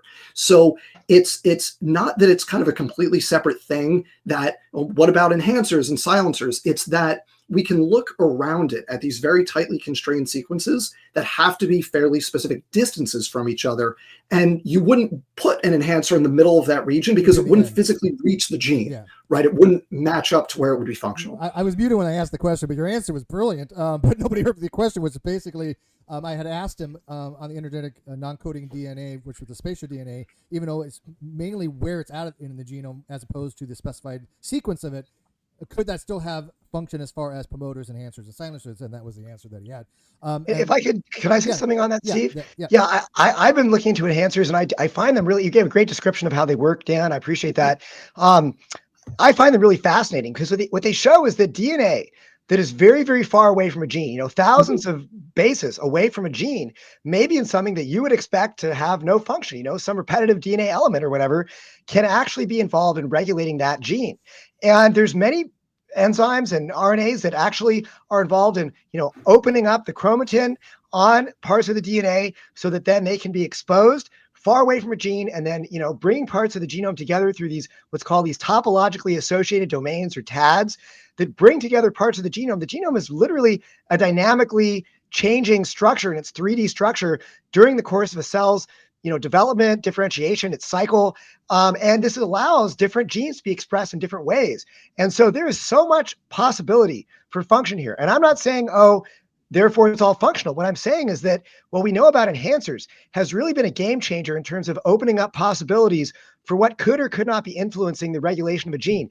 Again, you could have repetitive DNA far, far away from a gene that is involved in regulating it under this enhancer model. And the other question I had, if you did have a spurious translation of a transcription of something that was only like 1 FPKM, which is really, really low, how would that have any effect on the cell, whether it be upregulation, downregulation, whether it has any effect on methylation or histomodification, anything? How can one transcript have any effect on the cell if there's only one FPKM? I assume you're asking me that question probably because I think Dan. Okay, all right. Most of you, yeah. But, I can give you an example of how it would, but I'll let Casey go if you want. But I can give you an example of how it would. I mean, I'm not a geneticist, so I'm not going to have I'm definitely not going to have the depth of knowledge that Dan does.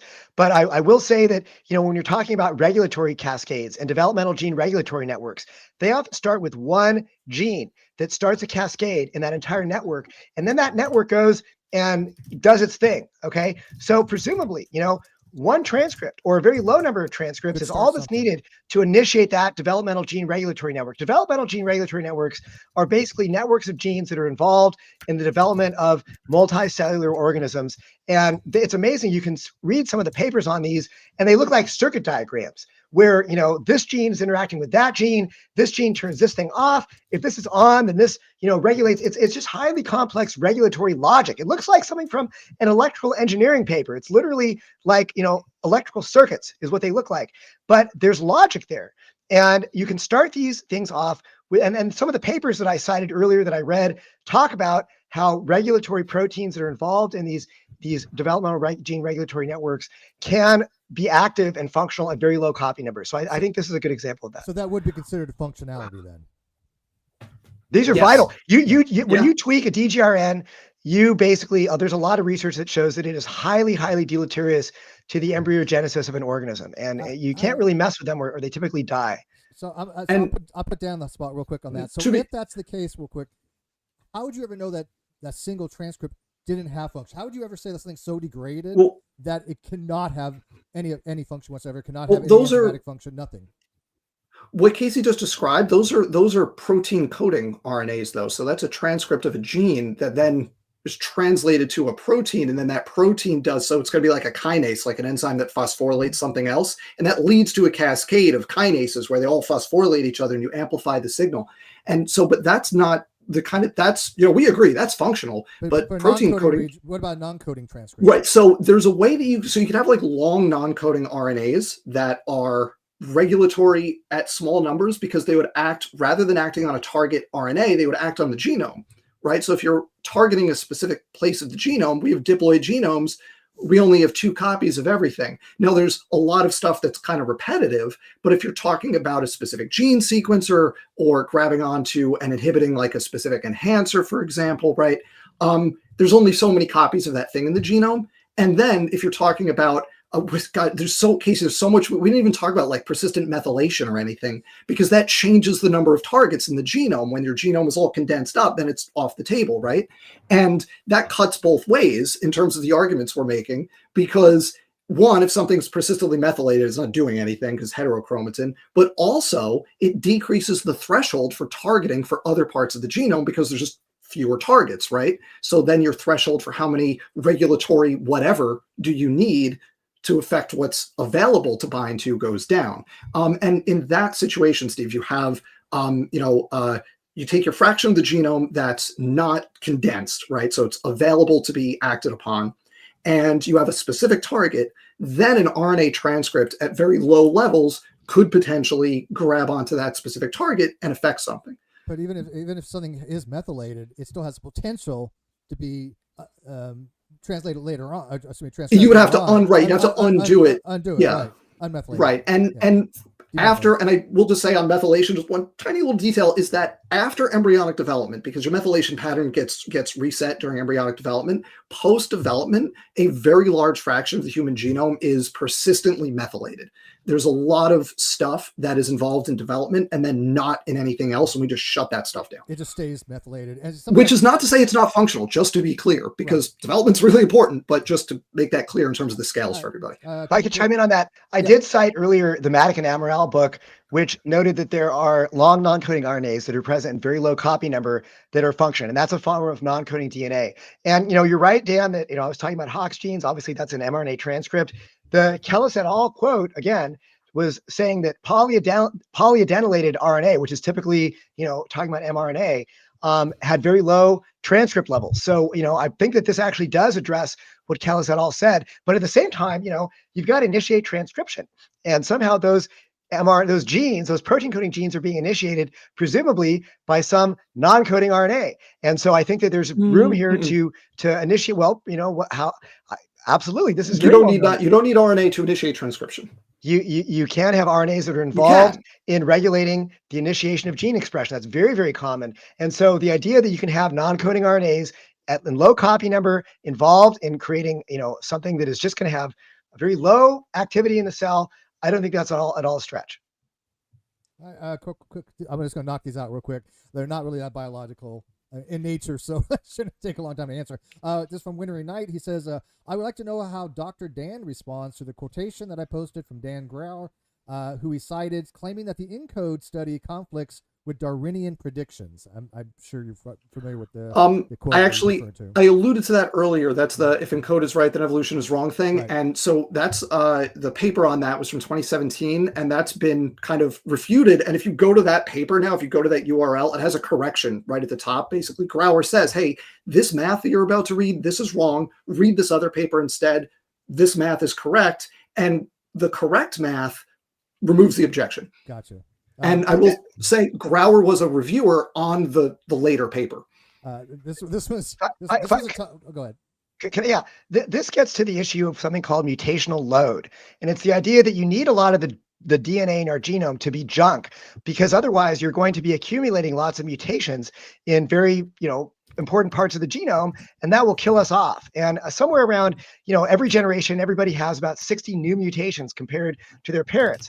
And if every single nucleotide it has to be the exact, sequence that it's in, and you're getting those mutations, presumably then, nobody would ever survive these 60 mutations.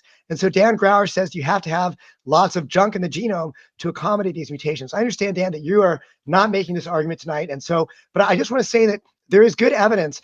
There was a paper that was co-authored by Ewens in Genome Biology and Evolution, who's a very big guy in the population genetics community. And it basically shows that you can have non-neutral mutations that are deleterious, but they don't kill you immediately. So the fitness effect need not be absolute. It could be relative to other individuals in the species to be able to not have this need to have all this basically junk that doesn't do anything whatsoever in order to get around the mutational load issue. You could have basically lots of, I think, a lot of non-coding DNA that can accumulate some mutations, and those will have effects on the, and that this actually is why I believe so much non-coding DNA is associated with disease, because it does have functions, but only when you accumulate, certain mutations do you see that this non-coding genetic element is associated with a disease. You may have synergistic epistasis where eventually you get enough mutations that this non-coding genetic element is causing some disease in an individual. And so I think that it's an interesting high association of non-coding DNA and disease. It shows that the non-coding DNA and various diseases, it shows that it is functional, but it may that first initial mutation that it's receiving may not kill you. It may not even be all that deleterious, but eventually enough compound and it could do something negative. And these are all ways of getting around the mutational load issue. I do just want to say on the disease thing, I think that's extraordinarily strong evidence that these sequences are non-functional, because a lot of what happens with these, it's going to be things like it's retrotransposons, it's going to be SVA transposons. These are active transposable elements in the genome, and our genomes work really hard to shut them down. So they're not doing their jumping gene activity. And when they mutate, they evade our kind of countermeasures and they mobilize. And that's been shown to be associated with cancers, with neurological disorders, developmental disorders. And so it's not the case that indicates that they're functional. It shows that they're actually harmful to you when they are biochemically active, and we do a lot of work in our cells to make sure they're not, right? That's what that data shows. Or that their jumping function is not their function. They may be doing something else.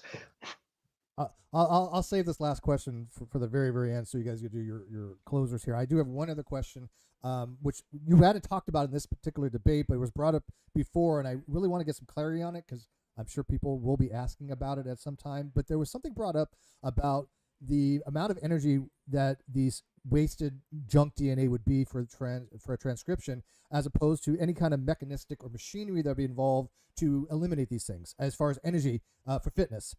Can either of you address that real quick? Yeah. So this is one of the objections against the idea of junk DNA, because the idea is that junk DNA is basically energetically costly. So even if it's not like the molecules aren't harming you in any way, so you wouldn't select against like the presence of the RNAs, the fact that it's there is costing you energy that would confer fitness cost. So you would expect your genome to kind of purge it out over time. This has been addressed. There's actually a paper in 2015. It was who wrote this paper? It was, I have it right here, it was Lynch, 2015. The bioenergetic cost of a gene. And basically what this paper goes into is how the cost of transcription going from DNA to RNA is quite low. Translation going from RNA to polypeptide is very high. So what we see is for organisms that have relatively small effective population sizes, and mammals tend to be in that category, what you see is that the differences in fitness due to the presence or absence of junk DNA is below the drift threshold. So the cost is not high enough to select against, whereas the cost of spurious translation is sufficiently high that you can basically suppress translation in the RNA, but not the transcription. And then you could also look at things that have very efficient genomes, like bacteria. They're much smaller cells, so they're on a tighter energy budget. And they have huge population sizes, right? So now their ability to select for very fine differences in fitness is enhanced because of those population characteristics, which means that for bacteria, it's above the drift threshold, and they actually can suppress junk DNA in their genome. So in like E. coli, for example, it's all either coding sequences or regulatory sequences, very streamlined, because they can actually, based on their effective population size, efficiently select out any junk that might accumulate. Let me say, I actually agree with what you're saying here right now. There's been some research coming out of the ID community. We do research that has shown that actually mildly deleterious um, uh, traits, that natural selection is very inefficient at weeding those out, and that they can often accumulate in the genome. And so I think that if you're talking about a trait that is only mildly deleterious, it is going to be difficult in a large population of metazoans, for example, to weed those traits out. That being said, I'm not so sure about this argument that because it's not the case that the genome is transcribing everything in every cell, right? I mean, looking at ENCODE, one of the most interesting findings of ENCODE, in my opinion, at least the way I read ENCODE, is that Dan, you just reeled your politics, by the way, but it's okay. Yeah, your donkey cup there. Anyway, no worries. So the way I read ENCODE is that certain elements of the genome are active at certain times of a cell's cell cycle, or the life cycle of an organism, or certain cell types. If you have a bone cell, you're not going to activate the genes for encoding hydrochloric acid. You don't want to express hydrochloric acid in your bones, or there's many examples like this. So we're not transcribing, and we're not going to activate them through whatever non-coding DNA is regulating those genes.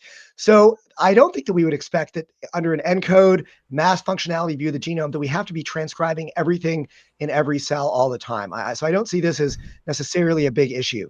Yeah, those are both great answers, by the way.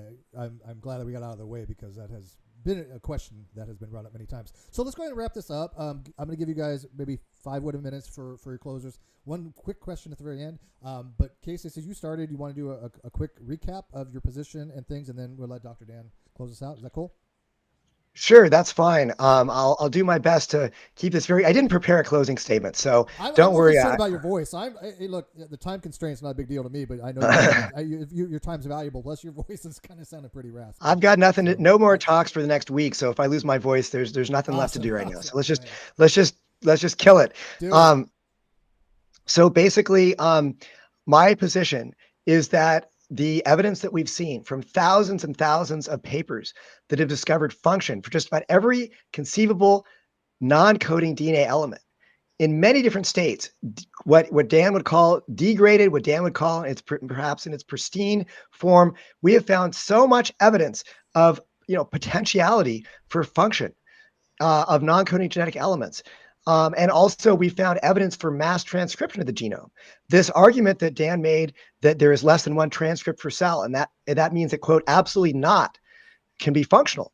I think that we really did away with that argument, to be honest with you. I think we showed that ENCODE's methodology shows that it's doing an average. And just because some genes are not expressing a particular non-coding element, that doesn't mean that it's not highly active in other genes at other stages of the life cycle or different cell types. So I just don't find that this ENCODE low transcript level on average argument has in any way precluded function. Instead, what I've seen is the fact that we are transcribing a huge percentage of the genome. We already know that is prima facie evidence that it is doing something in certain cell types, in certain stages of the life cycle. The reason why our genomes are not streamlined like E. coli is because E. coli only has one cell, all right? We are multicellular organisms. Our complexity is orders of magnitude greater than, now E. coli is pretty complex, but our complexity is orders of magnitude greater than E. coli. We have to have all kinds of different cell types, which are going to be differentiating during development of an organism. You're going to be creating blood cells, skin cells, bone cells, neural cells, and there's thousands of different types of cells in the human body. And it's the non-coding DNA that basically determines which genes get expressed in an organism, or in a cell, in a particular cell type. And that determining of the cell types determines what kind of a body plan you grow into. It literally determines why you are what you are. The reason why Steve, you, me, and Dan are not chickens is not because of our genes. I mean, our genes are like 75% similar to a chicken, all right? It's because of the non-coding DNA. The non-coding DNA is literally providing the blueprint that makes you a human being and not a chicken, because we are expressing these genes in these protein coding genes in different ways. And that is the operating system of the genome in the non-coding DNA that is basically regulating and controlling your development to make you who you are. And it's incredibly complex. So yeah, there's the reason why E. coli doesn't have all this junk DNA isn't just because it has, very efficient natural selection at work. It's because it doesn't need it. doesn't need this junk to create all these different cell types and have, all these different variations of suites of genes that are being expressed in different cells. So what we found, I believe, is prima facie evidence from these thousands of papers, and especially ENCODE, which found basically mass transcription of functional, evidence of function throughout the genome, that this should change our default assumption that Dan has, I think, sort of articulated and exhibited for us many times tonight, that if we don't know what it's doing and it looks like it's not functional, then it probably is not functional. I think that assumption, and there's a lot of people out there who would agree with me. I found a lot of quotes, people saying, look, you can read that article I put on Evolution News, citing all these quotes, that we shouldn't assume that this is not functional anymore. And so I think that what we're seeing in biology is that a paradigm shift has taken place about junk DNA. And intelligent design predicted this paradigm shift. Evolution did not. Evolution instead has served as a science stopper. I mean, for goodness sakes, there was an article in the journal Science which said that the term junk DNA repelled. It said that it repelled mainstream researchers from studying non-coding genetic material for many years. So we actually have mainstream top scientific journals acknowledging that this idea of junk DNA, which came out of the evolutionary paradigm, has, quote, repelled mainstream researchers from studying non-coding genetic material. On the other hand, ID has encouraged researchers to study genetic material. You can go to our research homepage on our website, and we have researchers in the ID community who are actively studying function for junk DNA. I'm not going to out some of them because some of them are in very sensitive positions in their careers. They wouldn't want me talking about them, but it's just a reality that ID has inspired scientists to study function for junk DNA. I know quite a few people personally who that applies to. So I think what we're dealing with here, at the end of the day, a lot of where I think Dr. Dan's arguments came down are that he thinks that they're not functional, but we really don't know that. It's the same argument. It's the same dynamic of the conversation that we've been having for decades. And I have not seen any good evidence tonight from Dr. Dan that any particular genetic element that he cited cannot have evidence of function. So, but instead I've seen that the literature is replete with function, and the trend line of the research shows that we should anticipate more and more function is going to be found. And I think that these percentages of functional elements in the genome are going to go up, up, up. And we're just getting started. I mean, it could be another 100 years before we cross that 50% threshold, but I predict we're going to get there and we're going to go above that.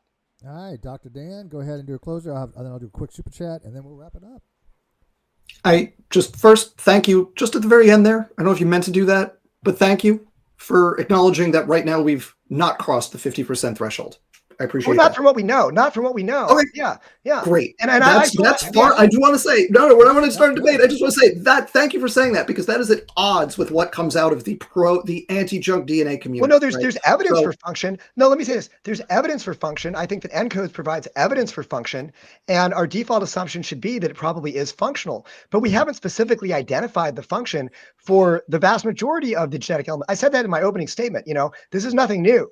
Everybody agrees with this. But what we found is a far cry from where we were 10 or 15 years ago. We have made huge strides towards seeing that the genome is mass functional. I think ENCODE provides good evidence of that.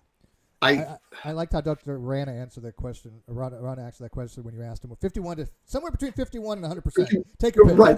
Yeah. No, I do think that is at odds with much of the community. But we'll move on. I'll just kind of briefly summarize, kind of from my perspective here. So what I've kind of tried to do with this conversation is really go through the nuts and bolts of what we know about the genome, what we have directly experimentally documented. Right. So this is, contrary to what Casey's been saying, the arguments that I've been making are not based on ignorance. We're not saying we don't know. We're saying here are the functions.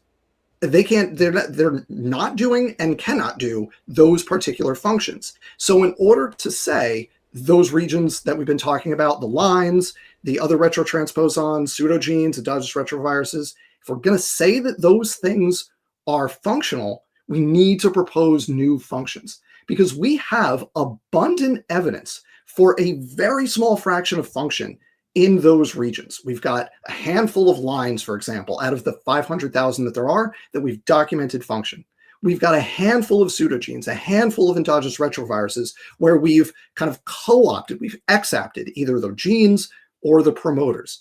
But for the rest, we know, not based on ignorance, not based on we haven't looked into it, but based on specific genomic analysis, we've shown that they are not doing the functions that we have directly documented in a small fraction of those elements. So while the function is widespread across all of these different elements, it is extremely rare within each element when you look at its frequency of retrotransposons, ERVs, whatever, right? That's the big takeaway. And it is based on known data, not we don't know, therefore assume it's junk. And I wish we could talk, everybody, for another hour, because there's so many things we didn't get into. We didn't talk, I just briefly mentioned persistent DNA methylation, how that affects things. We didn't talk at all about knockout experiments in mice that knock out millions of base pairs at a time from these regions with no cost. There's so many different things that, like, this is a conversation that, could take 3 hours, 4 hours, and we still won't touch on everything. But I think that's where I'll leave it, where basically for the parts that we talked about, right, these specific regions of the genome, lines, ERVs, pseudogenes, I think I presented specific numbers of specific data, not based on ignorance, but based on specific experimental results that show that for the functions that have been documented and proposed, most of those things are unable to do those functions based on their sequences and their level of activity. And that's, I think, where we can end it. And Steve, you said you had one more thing. Yeah. I just had to unmute. So let me read the super chat. By the way, actually, sorry to interrupt. I should just say, based on those things, we can confidently say 8 to 10% of the genome is functional, and a much larger fraction, very confidently, 60 to 70% is non-functional, with probably like 20-ish% still kind of out there. That's kind of where I land on all this. Dan, I hope that you and I both live long enough to be able to have this conversation again in maybe 20 or 30 or even 40 years. Because I think what we're going to find is that a lot of the functions that you thought had to be the function for these elements turned out to be other options of functions. So I have to be clear. Because history shows this has happened over and over in this debate. This goes to this last. I should be clear though.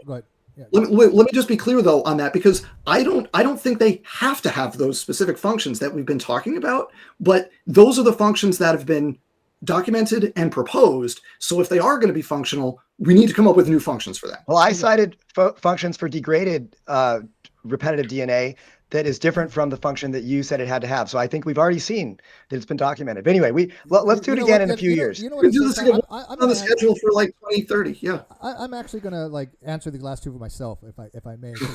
One of them says, okay, so this is Blessed Be. He says, why can't scientists admit that they were wrong about junk DNA? And the real simple answer to that is, if they are wrong about something, scientists will admit to it based upon the evidence. That's, I think, everybody will agree upon. But this last super chat I want to read, and I'm going to address it myself. It's from Rich Torres, MMA, and he says, Christians stop arguing science with unbelievers. The worldview is fundamentally at odds to the scientific method. And let me address that, because science adheres methodological naturalism. And as Stephen Jay Gould said, there's a non-overlapping magisterium between science, philosophy, and theology, in which case there are different domains of discourse. And so I actually encourage Christians to talk about science. I think it's amazing when they're able to reconcile their theological beliefs with the scientific information that's out there. I think that we should encourage that rather than discourage it. That's my personal position. And I actually appreciate Dr. Luskin coming on doing that as far as an intelligent design advocate. I am obviously not an intelligent design advocate, but I think it's impressive that they're at least taking a scientific methodological approach to it. And I think probably even Dr. Dan would agree upon that. But I don't want to put words in his mouth. But I think we all agree that there is a completely distinct domain of discourse between the theological aspect and the biological aspects here. Steve, I would, in response to that questioner, I would say that actually, and you can look at the quotes I posted, a lot of scientists have acknowledged that they were wrong about junk DNA. And I want to close with this will be the last thing I'll say. I want to give a quote just from Francis Collins, who of course is a Christian and an evolutionist. He's a very well-known, advocate of evolution. He's also head of the NIH. This is what he said in 2015. He said, in terms of junk DNA, and he was an advocate of junk DNA years and years before this. He said, in terms of junk DNA, we don't use that term anymore because I think it was pretty much a case of hubris to imagine that we would dispense with any part of the genome if we knew enough to say it wasn't functional. there will be parts of the genome that, are just random collections of repeats like ALUs, but most of the genome that we used to think was there for spacer turns out to be doing stuff, and most of that stuff is about regulation. So maybe, Dan, we each get a little bit from that quote there, but I think it's a good quote to think about. Well, I want to thank both of you for joining me. Like I said, I know this was a work in progress to make happen, and I appreciate the effort that was involved in making it so. And I'm sure there's going to be a lot of videos talked about this, because I think both of you gentlemen answered these questions up front and very well. So I want to thank both of you. If you have any questions, please leave it in the comment section. I have all the links in the video description, and I'm sure that if you have something directly to get to either one of them, I will forward on the messages. And with that, I will bid you guys good night. You guys know my plans for tonight. You two here know what my plans are for tonight. Not fun. Good luck. I have. Yeah, thank you. So with that, thank you for my roommate's laughing on that one. Thank you for watching the Non Sequitur Show, and we'll see you later. Good night. Thank you, guys. Thank you so much. Thanks, everybody.